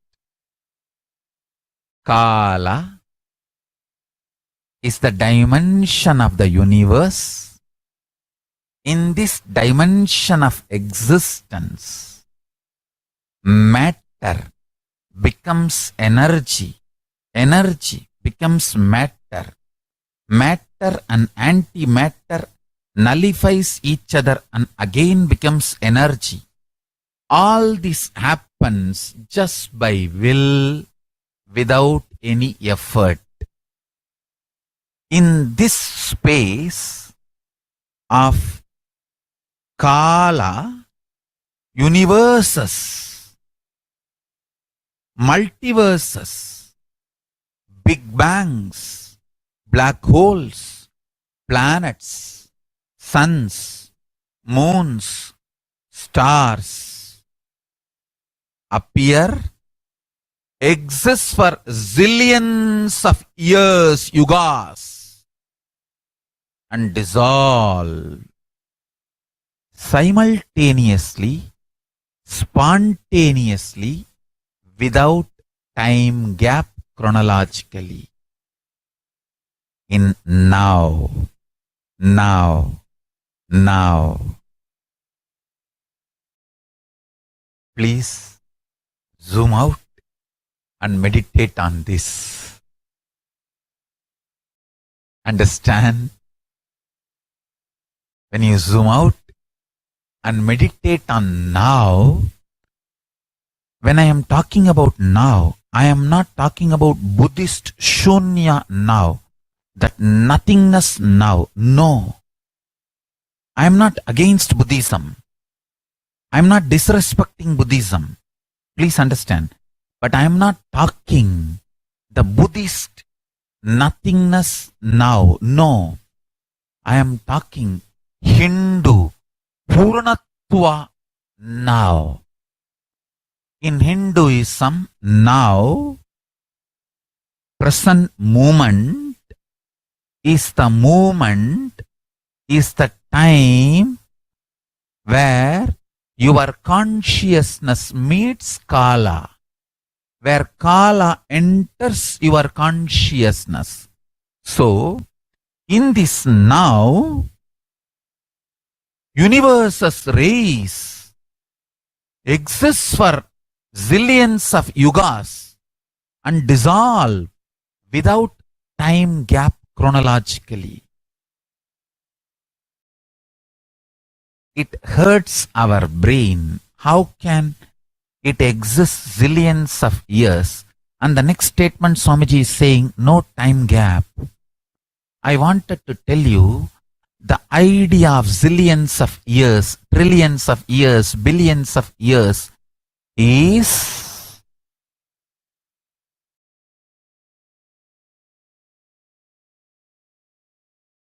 relative existence, not existential reality. It is relative, not existence. Whoever meditates on the existential reality gets enlightened, gets liberated, downloads powerful strategies for life. Understand? All matured strategies for life, powerful strategies for life comes from Upanishad, Vedas and Agamas. Vedas and Agamas are Akashic records of KAILASA. Please understand.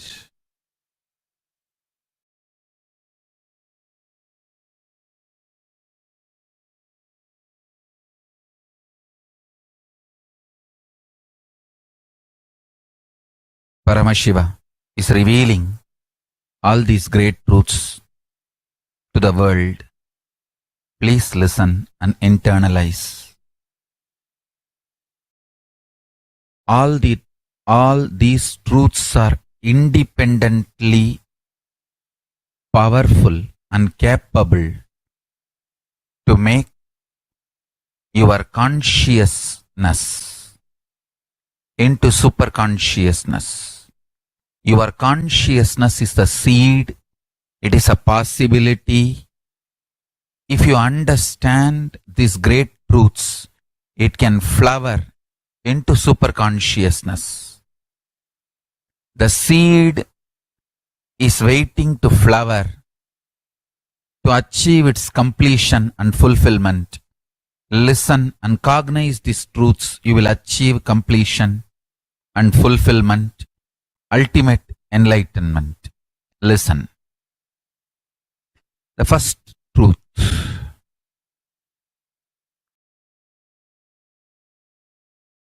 Kala continuously meets your consciousness now. So the mood of your body, your mind, your physiology, your psychology you keep now plays a very important role in your whole life. If you keep the now in incompletion or hopes, that will continue forever. If you keep the now in the completion and clarity, that will manifest forever. Kala does not meet your consciousness in the past or in the future. He meets your consciousness now, in the present. So, again and again, during your present moment, be in the space of completion. Learn to bring completion to yourself, restful awareness to yourself now, and do not have guilt or worry if you have the influence of the past and influence of the future on present now. Guilt or fear is a one more incompletion that is not going to help. So, not engaging with guilt, not engaging with fear, unclutching with fear, incompletions, guilt is the right attitude. Understand the official attitude towards incompletions, towards guilt, towards fear is unclutching, and all the further manipulation of fears, if you unclutch, life will become worse. All those fears are manipulation of fears. All those multi-level fears do not have the real existence. They are delusion. Constantly invading your inner space to destroy the possibility of enlightenment. Please understand. Anyone who comes to simple awareness stops behaving agitated, immature, rough, like multiple personality, all this layered fears, fear, guilt, powerlessness, incompletion are layered. Please understand, this is the Deva Rahasya. They all do not have influence over your present moment. This present moment, you meet the consciousness. Consciousness meets Kala directly. So, any practice you do in the present moment, for example, you declare completion. Immediately, even 2000 years of incompletion has no power over you. This is Deva Rahasya. Understand? This Deva Rahasya can empower the truth in you just like that. You can manifest Paramashiva now.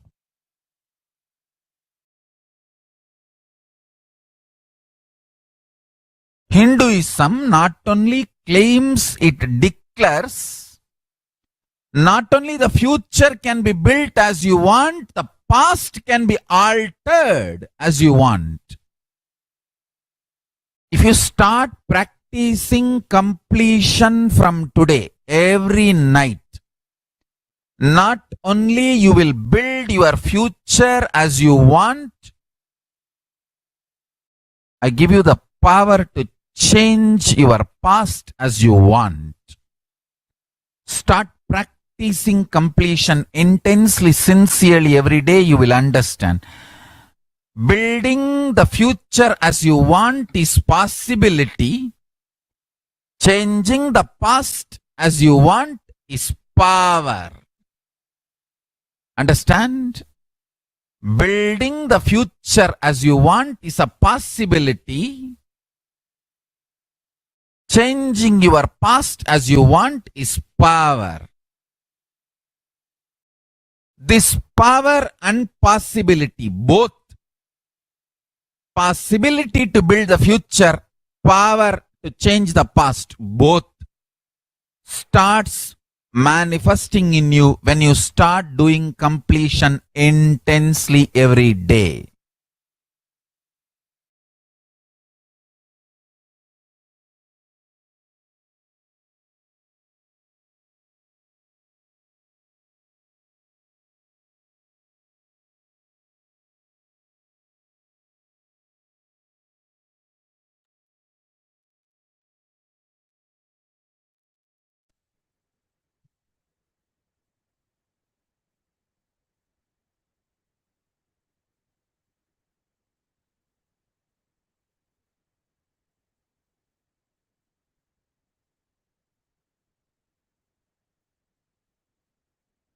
Now, let us do one internalization exercise. As Swamiji said, start practicing completion from today, every night. Not only you will build your future as you want, give you the power to change your past as you want.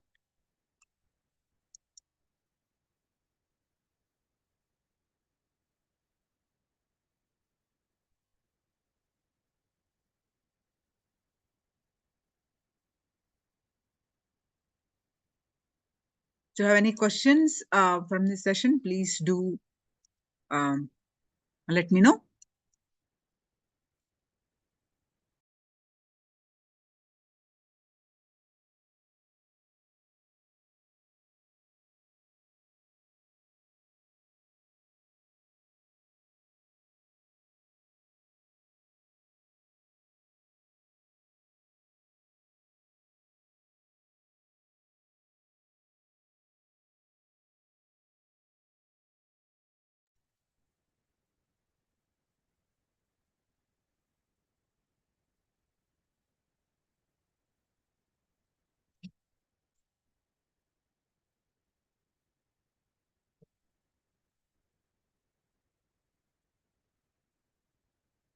Yes. How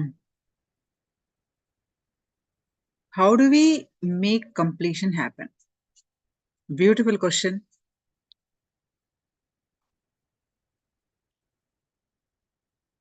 The bottom line, again, it boils down to, have you made a decision?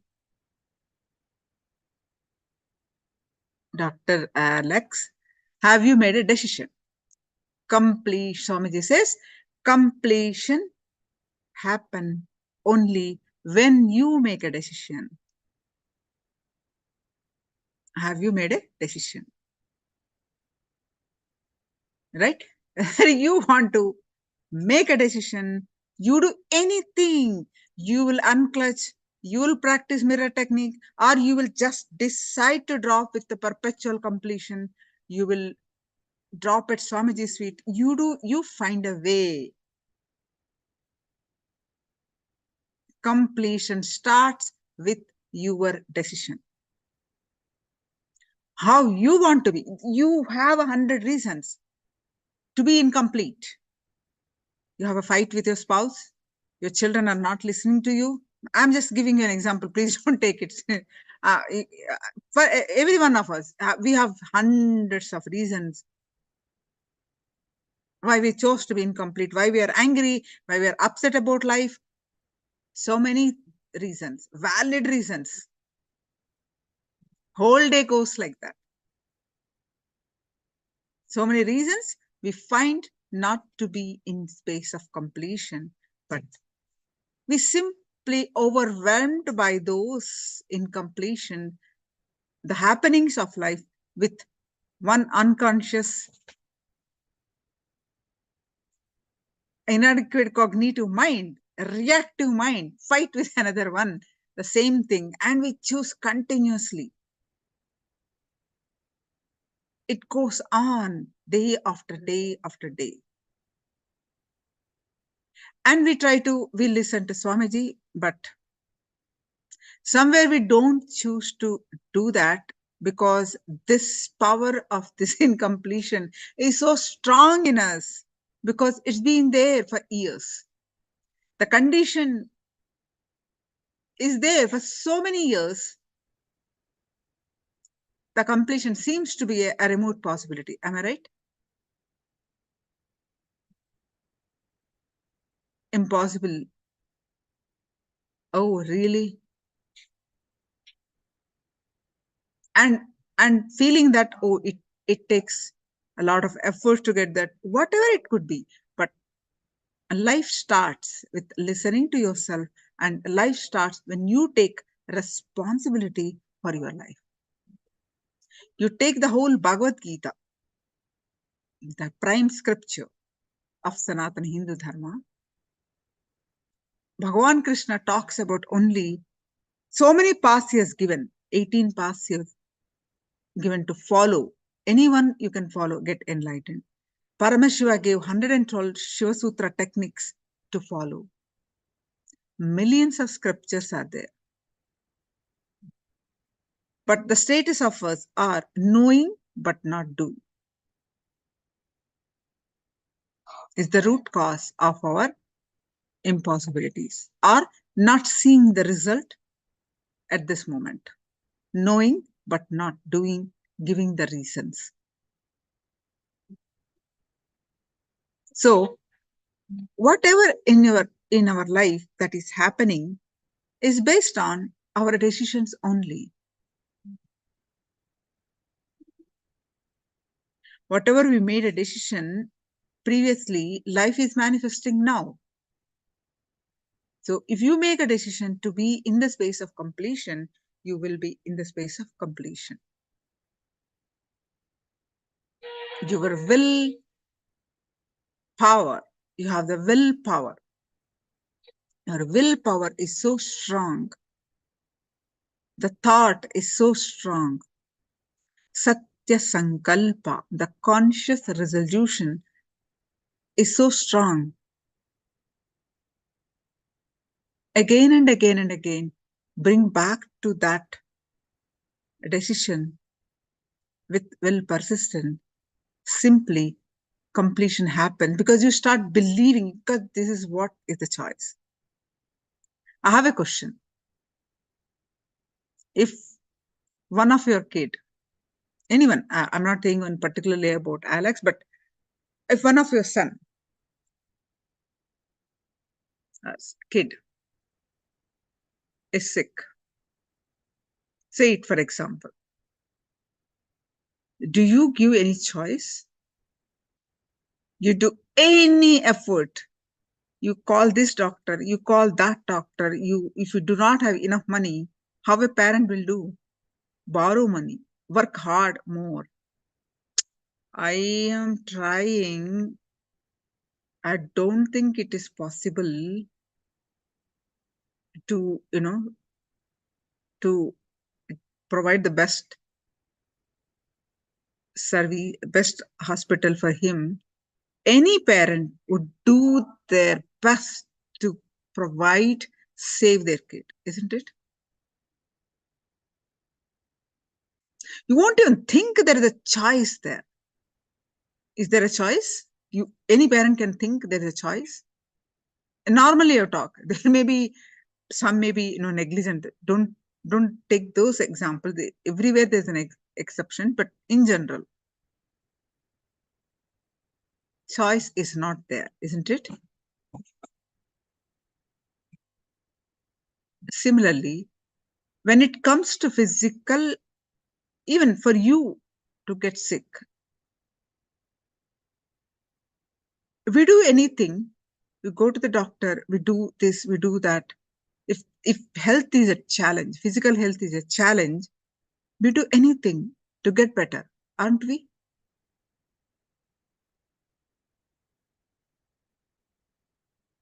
We see the doctor, we get the medicine. If this doctor is not getting cured, we go to another doctor, second opinion we call, this, that we will do, isn't it? If this medicine system is not working, we go to Ayurveda. Ayurveda is not working, we go to homeopathy or holistic healing. Do anything, but we don't stop, isn't it? But when it comes to physical health, because we are able to see the pain, we are able to see the disease manifesting in the body, we take care of it, isn't it? We do anything, but our decision is to get cured, isn't it? First you make a decision, then only go to the doctor. I want to get better. With that intention only, you go to this doctor, you go to that doctor, you go to this medicine system, you go to that medicine system, you do that, isn't it? But when it comes to mental health, emotional health, we have a choice. We believe in impossibility. We dump so much with wrong thought currents, negative thought currents, inadequate cognitions. But we don't believe that, like physical health, the mental health also can be fixed by us with so many techniques available that Swamiji has given. Completion, unclutching, some meditation technique, Mahamantra, start Nitya Dhyan, that is lifeless meditation, which takes care of body and mind. But we have a choice for that, isn't it? We do have a choice because it doesn't threaten us immediately. We chose to continuously be in incompletion. We chose to continuously live with that low mode, impossibility mode, but we never think that there is a thing to fix. Just because we didn't make a decision to complete, decision to be happy, decision to be in the space of completion, we continue to be in the incompletion space. When the house is dirty, physical house is dirty, you don't clean 1 day, you don't clean 2 days, you don't clean 3 days, you don't clean 1 day. Will you be able to live? 6 months. You don't throw your food items, waste food. Will you be able to live? You attract bugs, you attract all kinds of stuff, stinky, all kinds of happen. Isn't it? The same thing is happening with our mental health.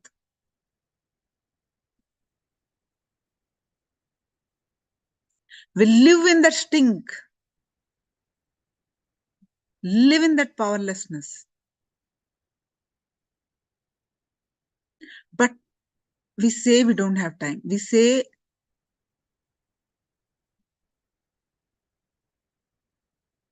every excuse we give. Is it clear? I hope it's a problem for all of us. If the day the kids are taught from this is what Gurukul education system about. They value the being.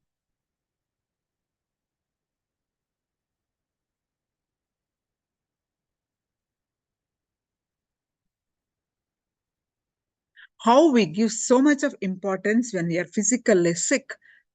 The moment we realize we are feeling low mood, we are feeling powerless, we immediately must take care. But rather, we continue to live that way and think that life is that way only. Life is like that. Like a cursed being. Victim. We play victim of life.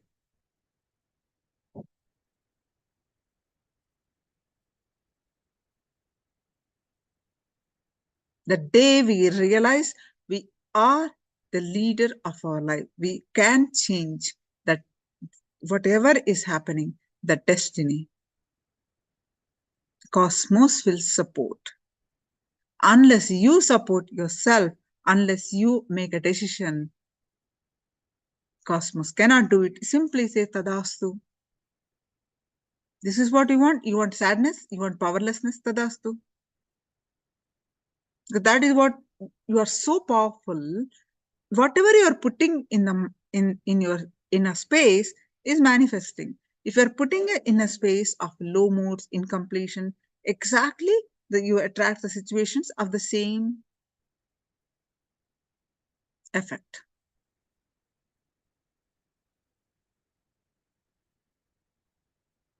So make a decision like how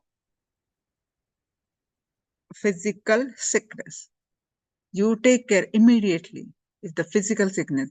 But if you are in a low mood, it's a mental sickness. You must come out. We all want to be blissful all the time. If not happening, we're sick. Nothing to be worried. We just need to make a decision, instantly shift our space.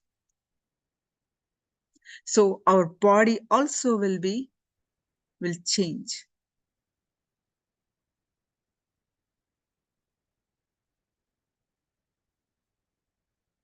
So techniques are there. See, so is it clear? How do you make the completion happen? Simply by making a decision. Wherever you stand, you wait for a patient, or you wait for some little bit of free time. Practice unclutching. You don't have to sit for hours. If you can, you sit, but a little bit of time here, a little bit of time there.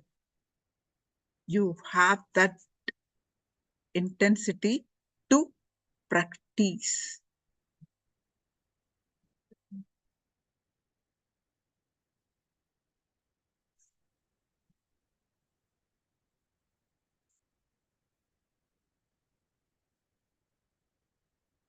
No, with this decision to be complete, let's start manifesting one more round of consciousness over matter. So please bring in your object.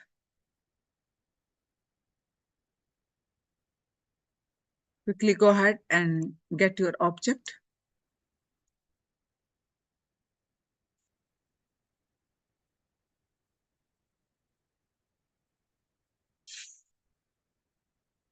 You can get, if you are very comfortable with doing one object, you can get multiple objects like 2 or 3 coconuts. You can get 2 or 2 fruits.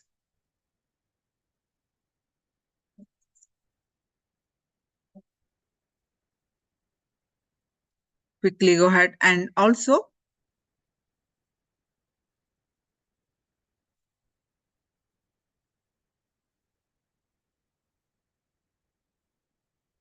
quickly get ready to manifest the power of consciousness over matter. Next round.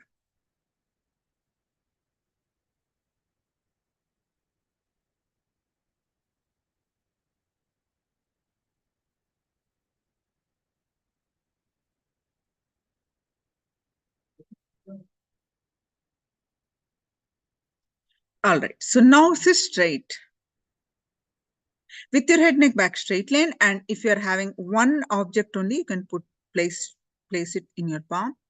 If you have multiple objects, you can place it in 2 palms, or 1 in the hand, 1 on the silicon on your tab. First, start with the hand only. So if you're trying for the multiple objects, you can try placing it in 2 palms. 1 on the left side, 1 on the right side. Now let's experience the oneness space with Swamiji Paramashiva. So please sit straight, visualize Swamiji's form in your inner space, and bring your attention to your third eye. Any thoughts that are coming, just unclutch, bring again and again and again back to your third eye.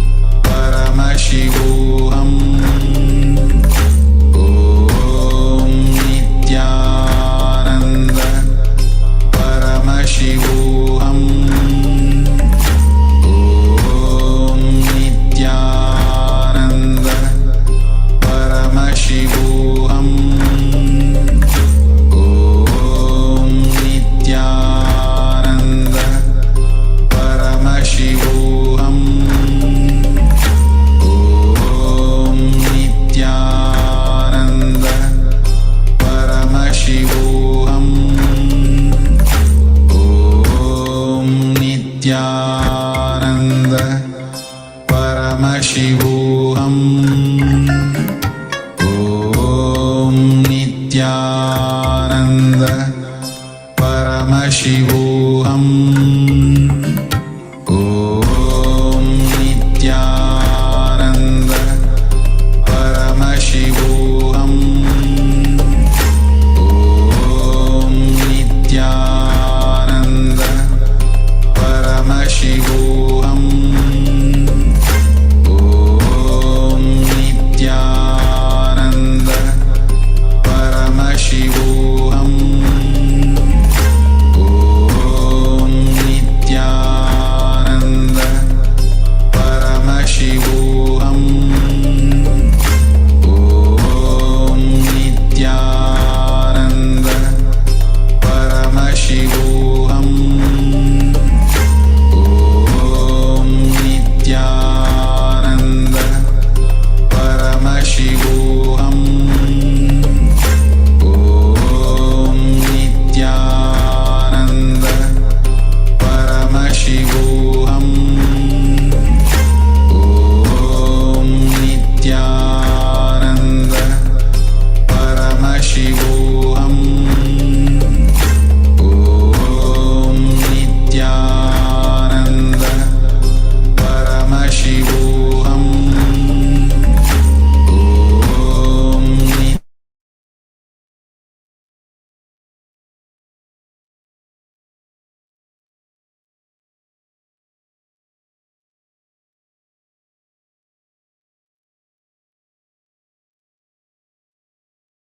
Can you all share your power manifestation experience?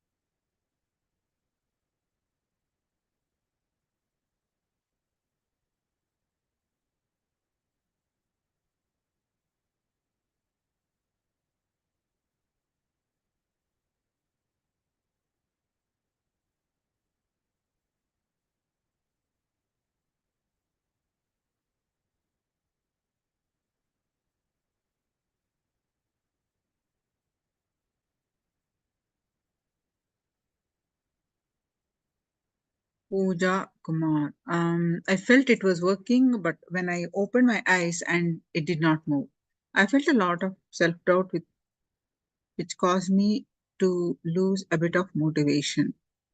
But I realized that my issue is self-doubt, not persisting. If I kept persisting, things could have been different. Absolutely, Ma Pooja. Absolutely, what you are saying is correct. We are so comfortable entertaining our lower self, the human self, with the mind. Human self means what? Which mind is the dictator. You are under the control of mind.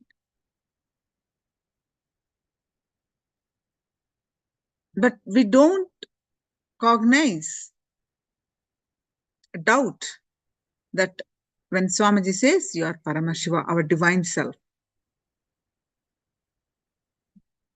when you operating your life as Paramashiva, you manifest everything in life.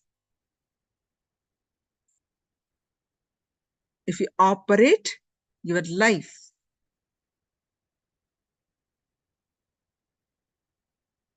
even though you have trouble believing it, that you are Paramashiva. But operating everything, cognizing everything, Swamiji says, I am Paramashiva. I am divine. So this I can solve.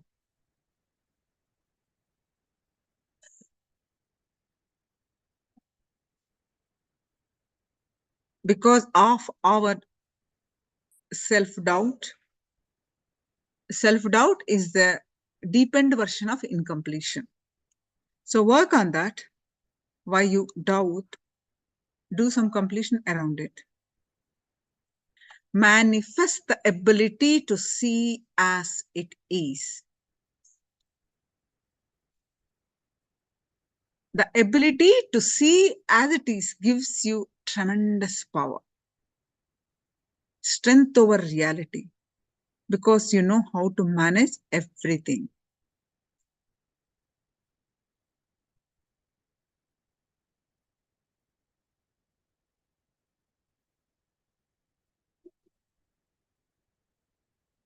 Look at your life. Look at the life with pure love. Neither good or not bad. Don't judge. Just with love, look at everything. With the pure love, you look at your life. You will empower yourself and the whole world. Look at your home. Look at your business. Look at all the relationships in your life with pure love. Not as good, bad. No judgments. Do not brand anything. Just look at it. Pay attention to it with pure love. You will empower yourself and you will empower others.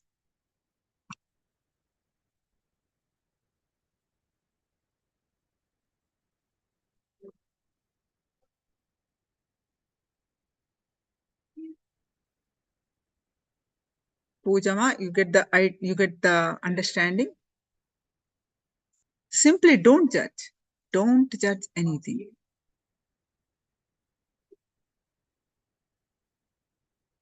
You already said will persistent. Yet with will persistent, whatever it is, it's just my human mind. My mind is overtook me. But I am more powerful than my mind. I am the truth is. I am that. I am divine. I am Paramashiva. Then the consciousness, I am that. When you decide a little bit of work on your consciousness, everything will change. Now, let's understand Swamiji explaining about active ego, passive ego. When we are having this self-doubt, it's a passive ego. We feel victim. Whatever you are not realizing the reality as you are, you're entertaining yourself in the lower realm. You are entertaining passive ego.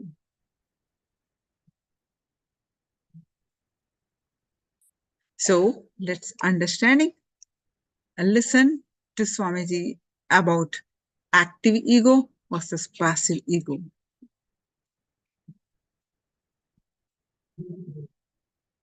what exactly it is and how it helps us.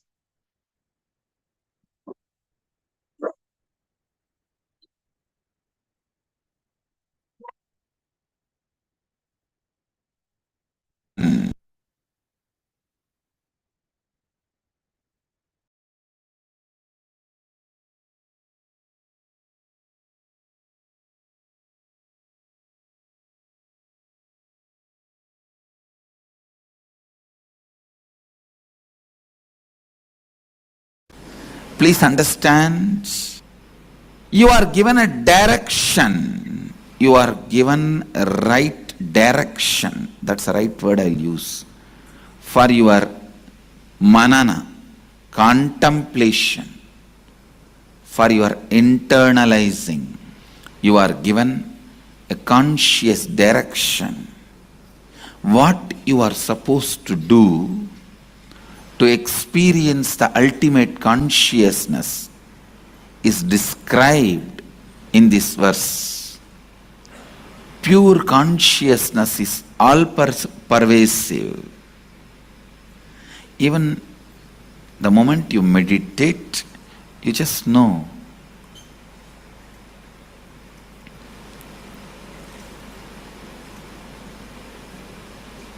You are something more than the body, because all pervasiveness, the amount you can experience, only that much you can visualize. Please understand.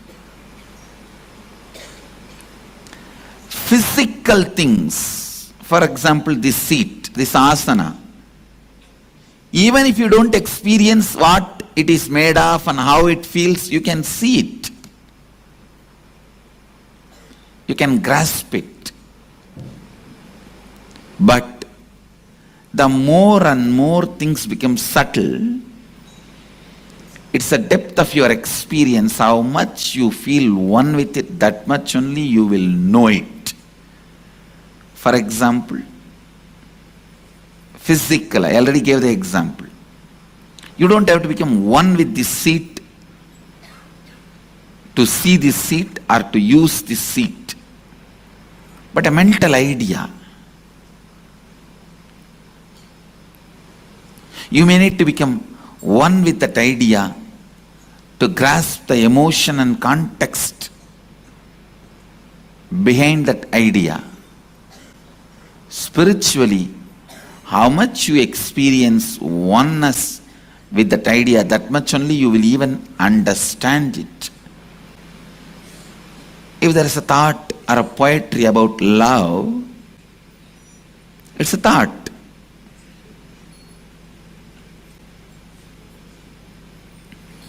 The level you experience that emotion, that much only you will understand those words uttered, the thought current.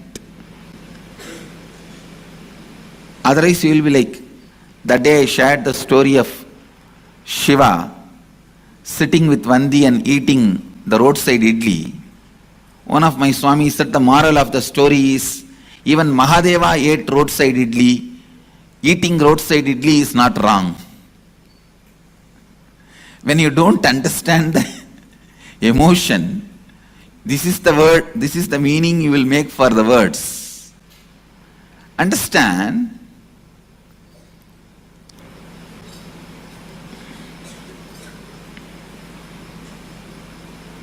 How much you are able to grasp, that much only you will be able to experience.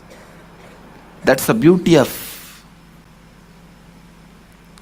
the definition of consciousness by Upanishads. You can never make a statue out of what Upanishads declare as consciousness. You can never act as if you grasped without grasping. No. You can never make a mantra out of it. You can never form a dead ritual out of Upanishads. Any ritual you develop out of Upanishads has to be alive. I tell you, that is why Agamas are so alive. You can't make the agamas dead.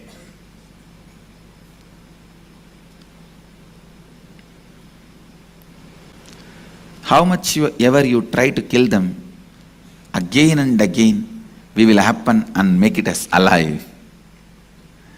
Agamas can never be dead. Nigama means Vedas. Agama means applied Vedas. User-friendly version of Vedas. Manual, how to use Vedas, is Agama. Please understand, pure consciousness is all-pervasive. Meditate on it. What is it? All-pervasive. Is it ocean? No. Even water is not all-pervasive. Is it air? No. Beyond the Valimandala, the airfield, it's not all-pervasive. Then what is the all-pervasive? Space? No. Like space. Because even in our space only there are some few billion planets. But universe is much beyond. Few billion planets we have ever understood or imagined. Vyakta, avyakta, manifest and unmanifest. Manifested and unmanifested. Vyakta, avyakta. Manifest and unmanifest.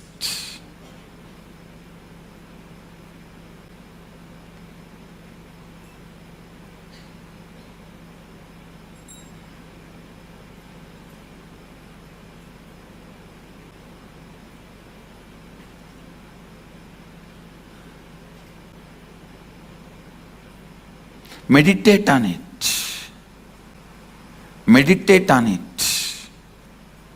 Meditate on it.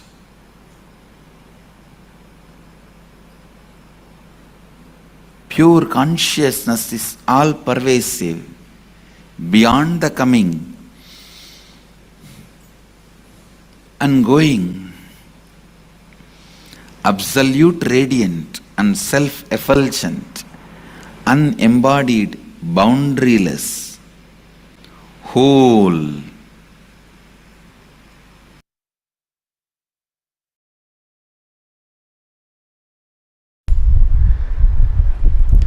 Listen, just if you are honestly seeing yourself, you will understand most of the time you hypnotize yourself to believe you are intense just to dump that action. Oh, I was intense, I am intense, I tried my best with all my intensity, it's not working out, let me go to something else. Just for that you use the word intensity. How many of you agree what I am saying? Most of your intensity is ego's delusion. Alright, tell me, what is intensity?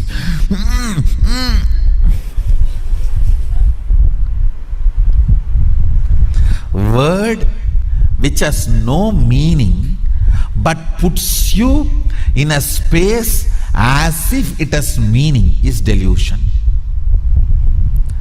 I should say persistence, not intensity. I have seen people, it is persistent people who are successful, not the so-called intense people. The so-called intensity is all like emotional ups and downs. I have seen people, I have seen enough of intense people.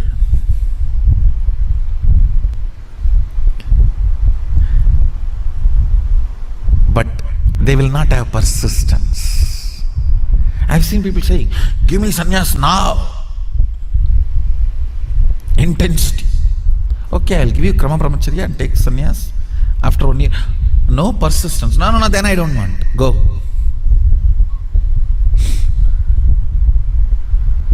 Understand? Persistence makes your will into reality. Persistence is the scale of even measuring your intensity. Just intensity is nothing more than a cup of coffee. When you drink Texas size Starbucks coffee, everything will be intense. You can't sit, you can't sleep, you can't do anything. You will be just intense.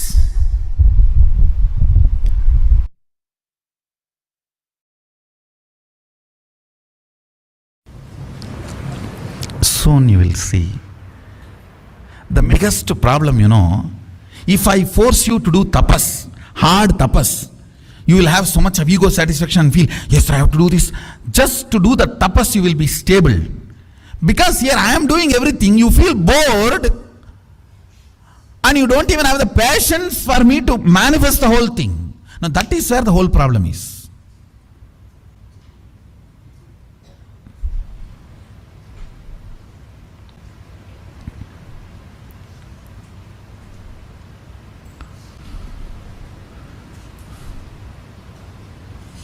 I tell you,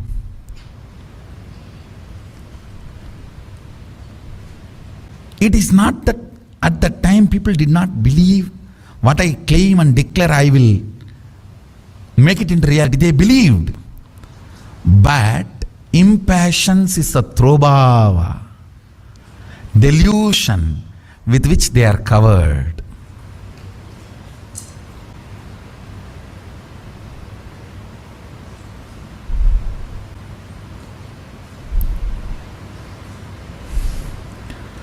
Do not allow, understand. In ordinary yoga, your struggle, your collapsing, all these are the ups and downs. When you are with the master, because you don't need to do anything, your mind creates imaginary problems. Actually, because you don't have a real problem, you are creating imaginary problems. Imaginary problems are only called delusion.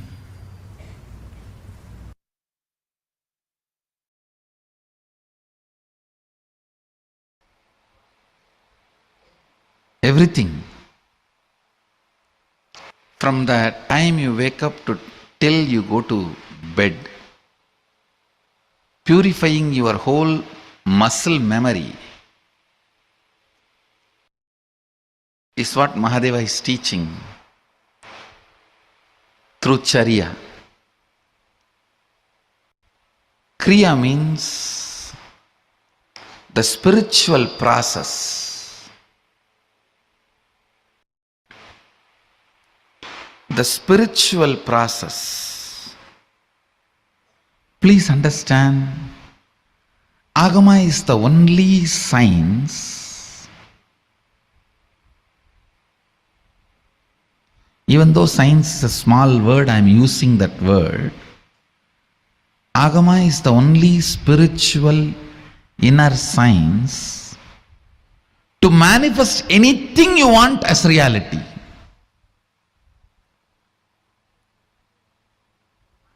If you want to bring God into a stone and want to make him live in that stone, there is a kriya.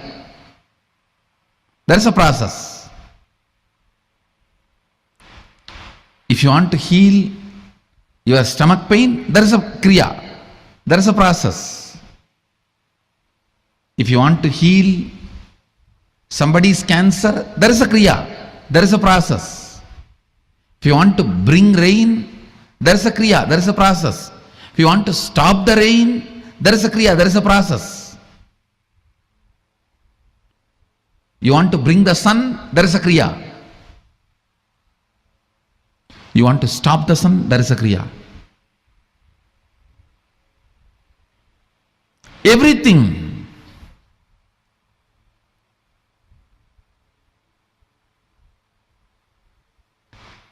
Everything you can achieve it through the certain kriyas, processes.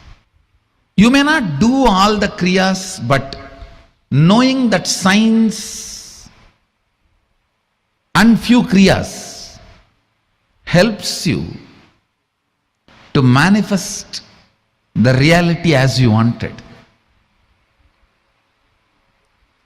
To manifest the reality as you wanted.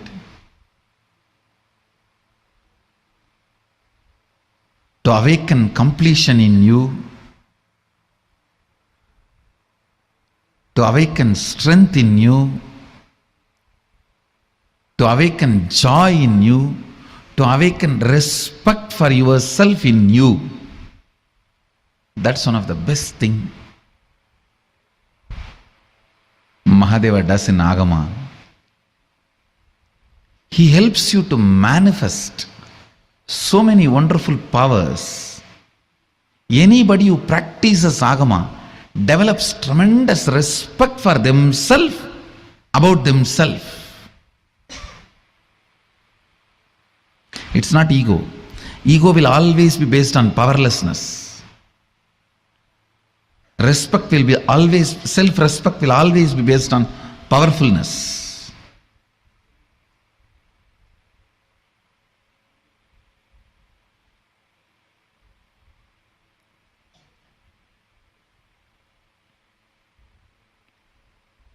Every time when a problem comes in front of me, I only become more powerful by learning and expressing the method and solving it.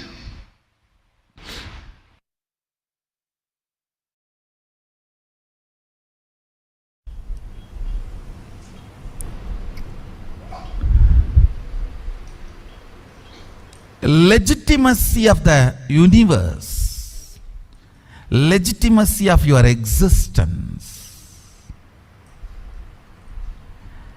Understand, legitimacy of the universe is devotion.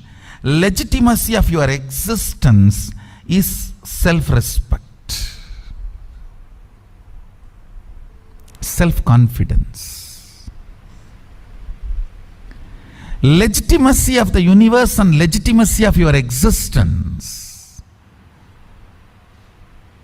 becomes your reality in Advaita.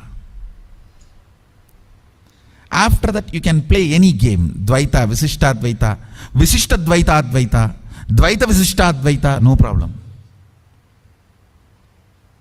You can create even your own Vaita, no problem. Advaita will give you a legitimate answers about the existence and you.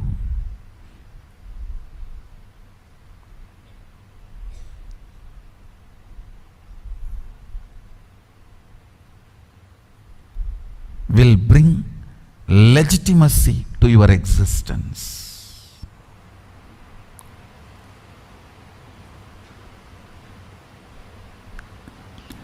Kids need to be brought up with the foundation of Advaita. Advaita grounds you.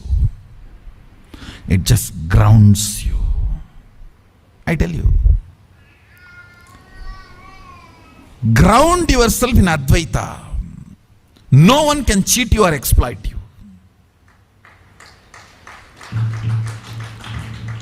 Upanishad should be taught in all schools.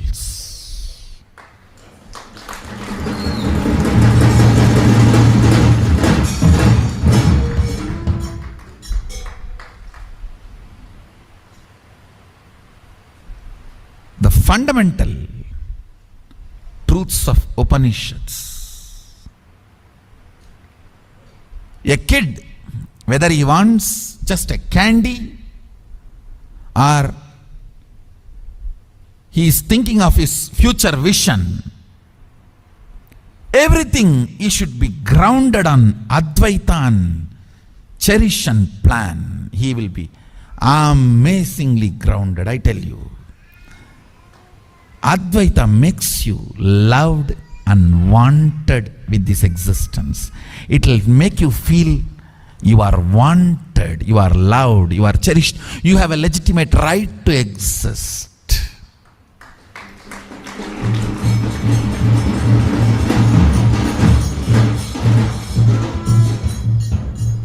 Because you are still able to feel you exist, you are wanted to be exist.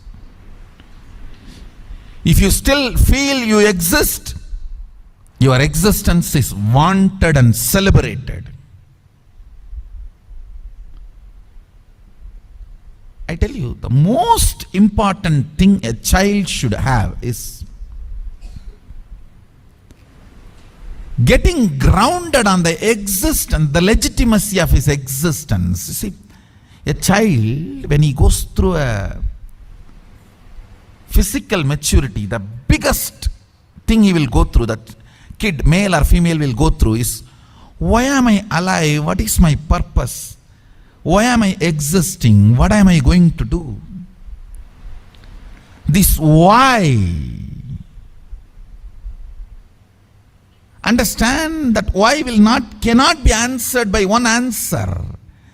That can only be answered by something with which the child grinds himself or herself. I've seen in villages, to make the grinding stone smooth, they will put a tavdu. Tavdu, I don't know what's the English word. Husk and the lemon juice, they will pour it. And tell the kids only have to sit and grind to make that grinding stone smooth. If they buy new grinding stone from the shop, it will have the small sharp edges to clean that up so that it will not get into our food and get into the stomach. They will ask the kids to clean it up. They will put the husk and lemon juice, and we will have to be sitting and grinding it for morning till night. So all that sharp edges of that grinding machine will be cleared, it will become smooth, and then they will throw this away, clean it up, and then they will start using for all the cooking or the grinding the food items. Same way, system should be ground with the ideas of oneness, truth, Advaita, Satya. Especially when a child goes through that adolescence.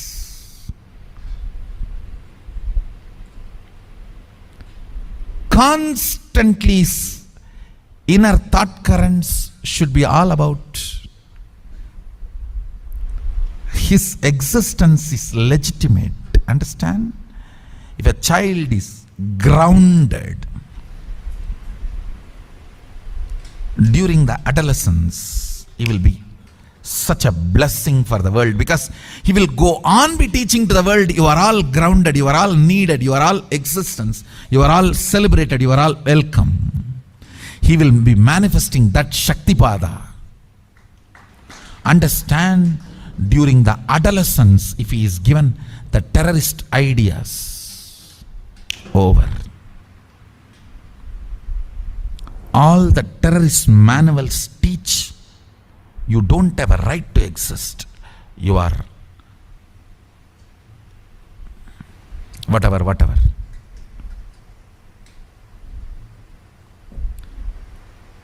You don't have a right to exist. Your existence is a curse on you. Your existence is from the sin. Your existence is from something wrong.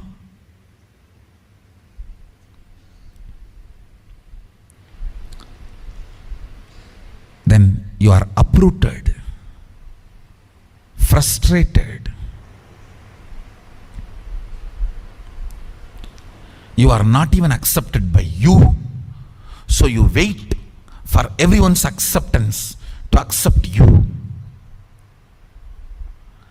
That is the fundamental way of keeping a man slave. Anyone who waits for others' acceptance to accept himself is hooked to the greed. Over. Now you have a slave. Society has one more slave. Whoever understands the legitimacy of your existence, accept. You don't need, see, I am not saying do something antisocial, no. But social acceptance is not required for your legitimacy of your existence.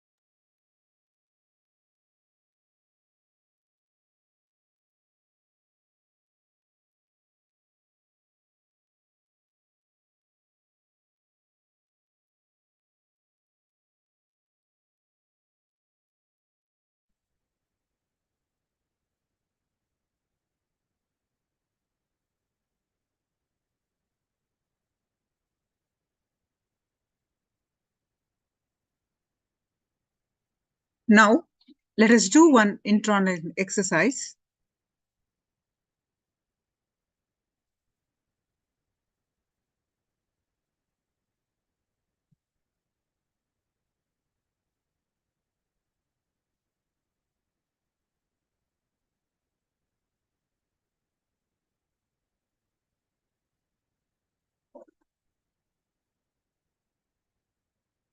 So what we learn is look at the life with the pure love, neither good nor bad.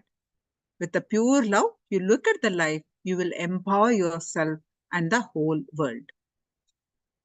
Look at your home, look at your business, look at all the relationships in your life with pure love. Not as good as bad. Do not brand anything. Look at it with pure love. You will empower yourself and you will empower others.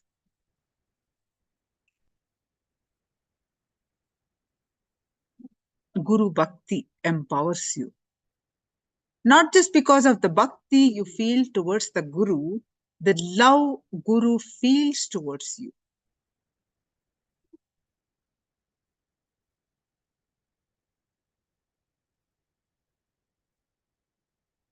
Work on your identity. When you wake up from a nightmare, you always feel bad for suffering those few seconds or minutes in the nightmare. Instead of celebrating, you are free from it. In reality, delusion itself is because of your non-involvement, inactivity, and withdrawal.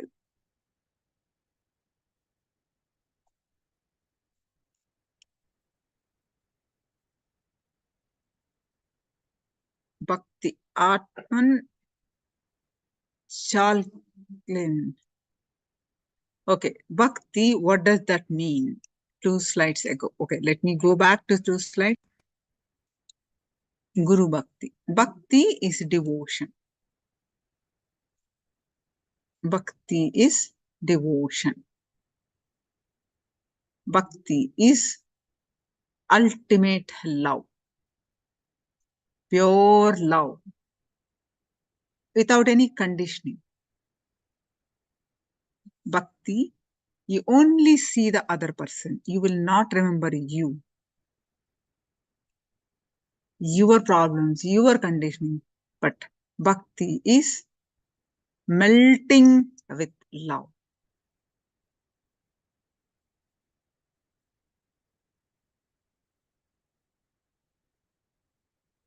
There is no conditioning. There is no logic of what will I get if I follow him? What will I get if I love him? No thinking of profit loss, right, wrong. Just melting with love. Is it clear, ma?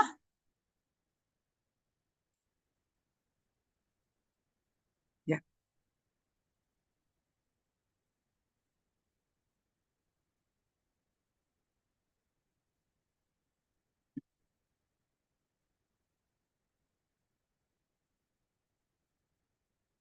So when an elephant sleeps, even a wolf and fox will try to bite his leg.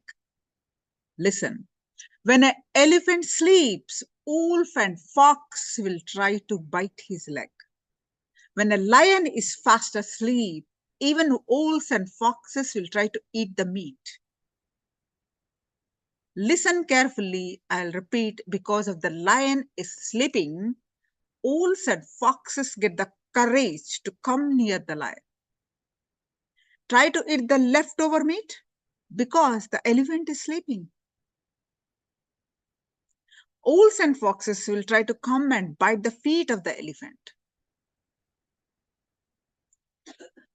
and try to take a bite. Because you are not involved with yourself, even your delusion is invited upon you. Why you have a nightmare? Because you fell into the lower conscious identity. Your delusion to fall into lower conscious identity naturally invites nightmare in you.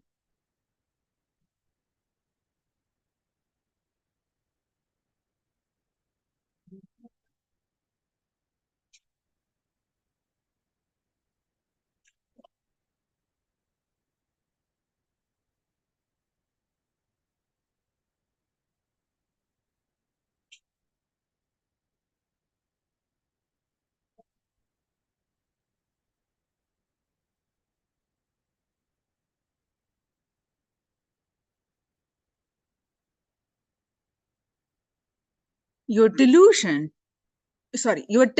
to wake up to the higher identity not only will throw away the nightmare, it can throw away all delusions and illusions. When you have delusions, illusions, sufferings, do not try to work on facts, figures, informations. Work on your identity.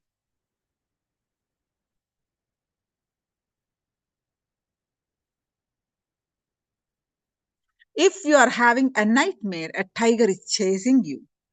You are about to fall from a cliff below lake filled with crocodile. Too many poisonous snakes. Don't try to get a gun. Try to kill at that animals. Don't try to work with the scene.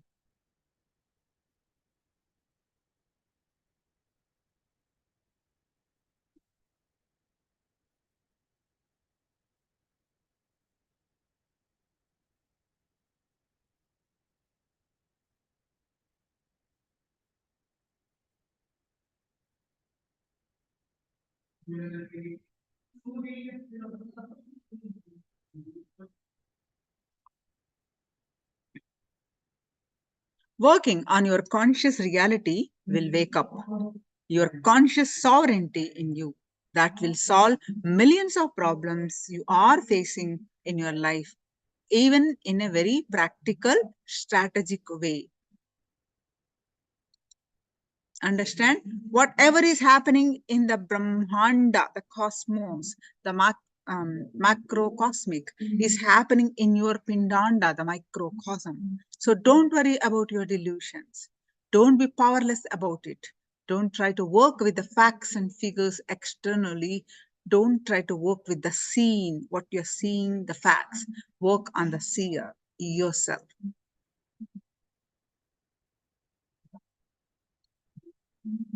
Pitta makes your mind feel the mental suffocation. Kapha makes your body feel the suffocation.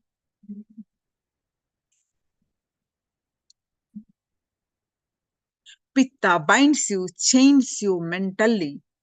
Kapha binds you, chains you physically. Physically means internal organs. See, when you feel the suffocation inside your internal organ due to kapha, you scream at everyone. When you suffer pitta, even you are not sure about your future. Your pitta is responsible for making you doubt about yourself and about your future. Not being sure about yourself, you destroy your life so much. So many wonderful things in your life is lost because you don't feel sure about yourself, especially spiritually, consciously. All you need to just do is the Karsalakandi powder, that herbal drink, herbal leaf drink to detox. It cleans the whole pitta and kapha and makes your body samatva body. When the kapha is cleansed, you get the stamina in your breathing, strong breathing. When the pitta is cleansed, you get a strong visualization. You will not have doubt about yourself. When sometimes people tell me, Swamiji, I can't handle, I don't know how to care about it, how to carry on with my life, I feel like I may have a mental breakdown. This problem is because of pitta. Apply Karsalankanti on your upper palate and clean your pitta. You will have so much of confidence about you. You will have so much of confidence about you. See, this extremely selfish, violent, strategic mind may brainwash you that it is very careful for you and can bring a lot of benefits to you in your life. But it takes away your peace by making you doubt about yourself and literally destroys your confidence in you. Keeping the kapha and pitta balanced will make you always take very sweet and beautiful decisions. Pitta and kapha in the body is responsible for tiredness. Catch 20 situation, you will start liberating yourself from your delusions. Your delusion is nothing but the part of you which you did not attend for quite a long time. That's it.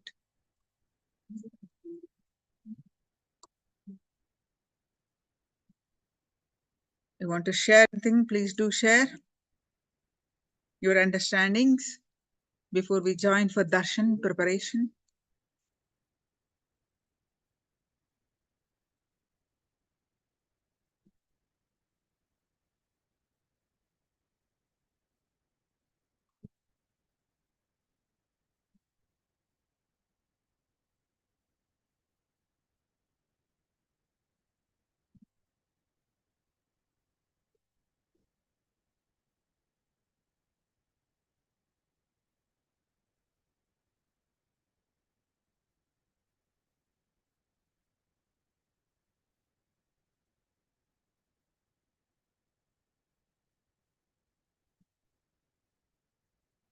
Yes.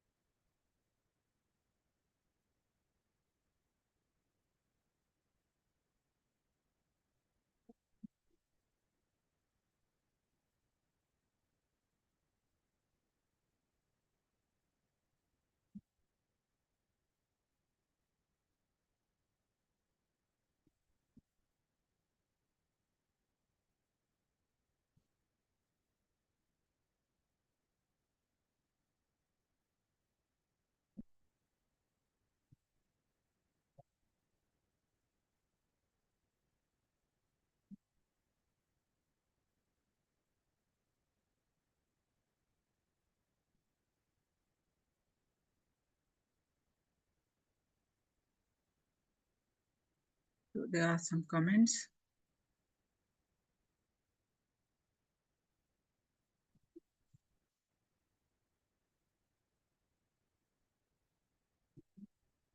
Yeah, they are available online, ma. I will post it. Yeah, there are many people in US also got it. These herbal powders. Yeah, they are online available. Yes.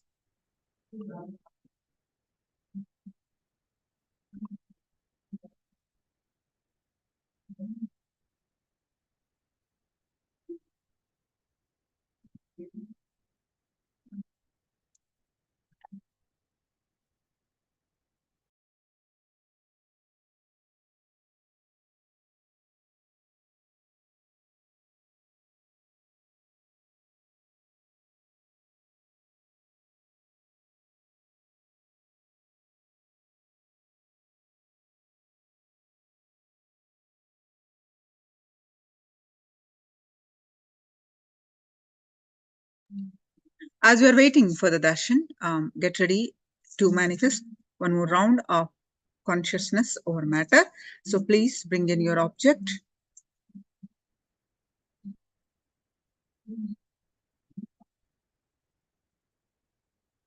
To manifest one more round of consciousness over matter. So please sit straight with your head, neck, back straight line.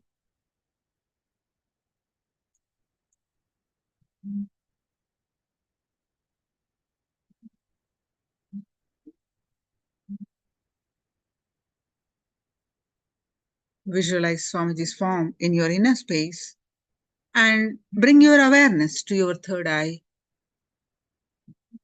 Any thoughts that are coming, just unclutch and let it come, let it go. You bring your attention back to your third eye again and again, and start chanting the Mahavakya. Om Nithyananda Paramashivoham. Start chanting the Mahavakya and experience the space of oneness. With that space of oneness, manifest the power of consciousness over matter. Declare, by experiencing the space of Advaita, declare the object on your hand moves, rolls.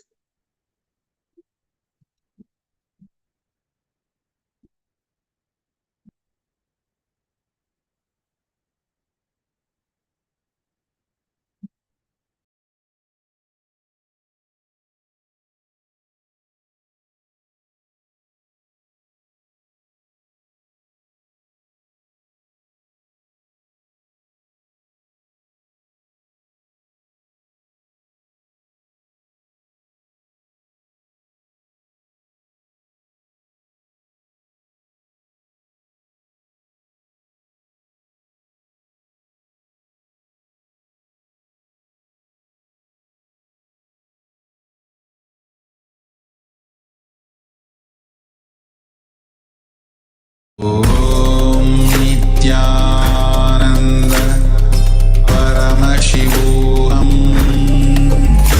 Om Nithyananda Paramashivoham.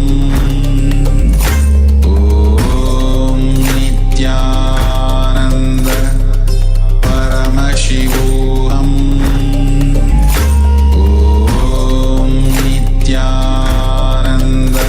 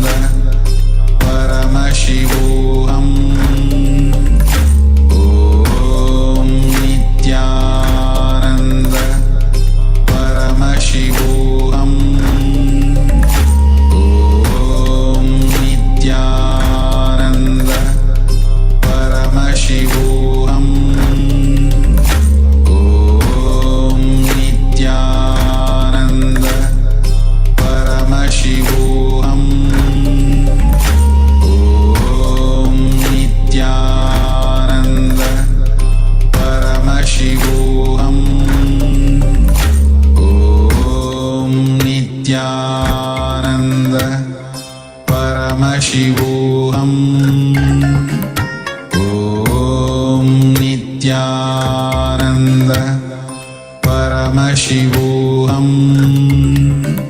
Om Nithyananda Paramashivoham. Om Nithyananda Paramashivoham. Om Nithyananda Paramashivoham. Om Nithyananda Paramashivoham. Om Nithyananda Paramashivoham. Om Nithyananda Paramashivoham. Om Nithyananda Paramashivoham. Om Nithyananda Paramashivoham. Om Nithyananda Paramashivoham. Om Nithyananda Paramashivoham. Om Nithyananda Paramashivoham.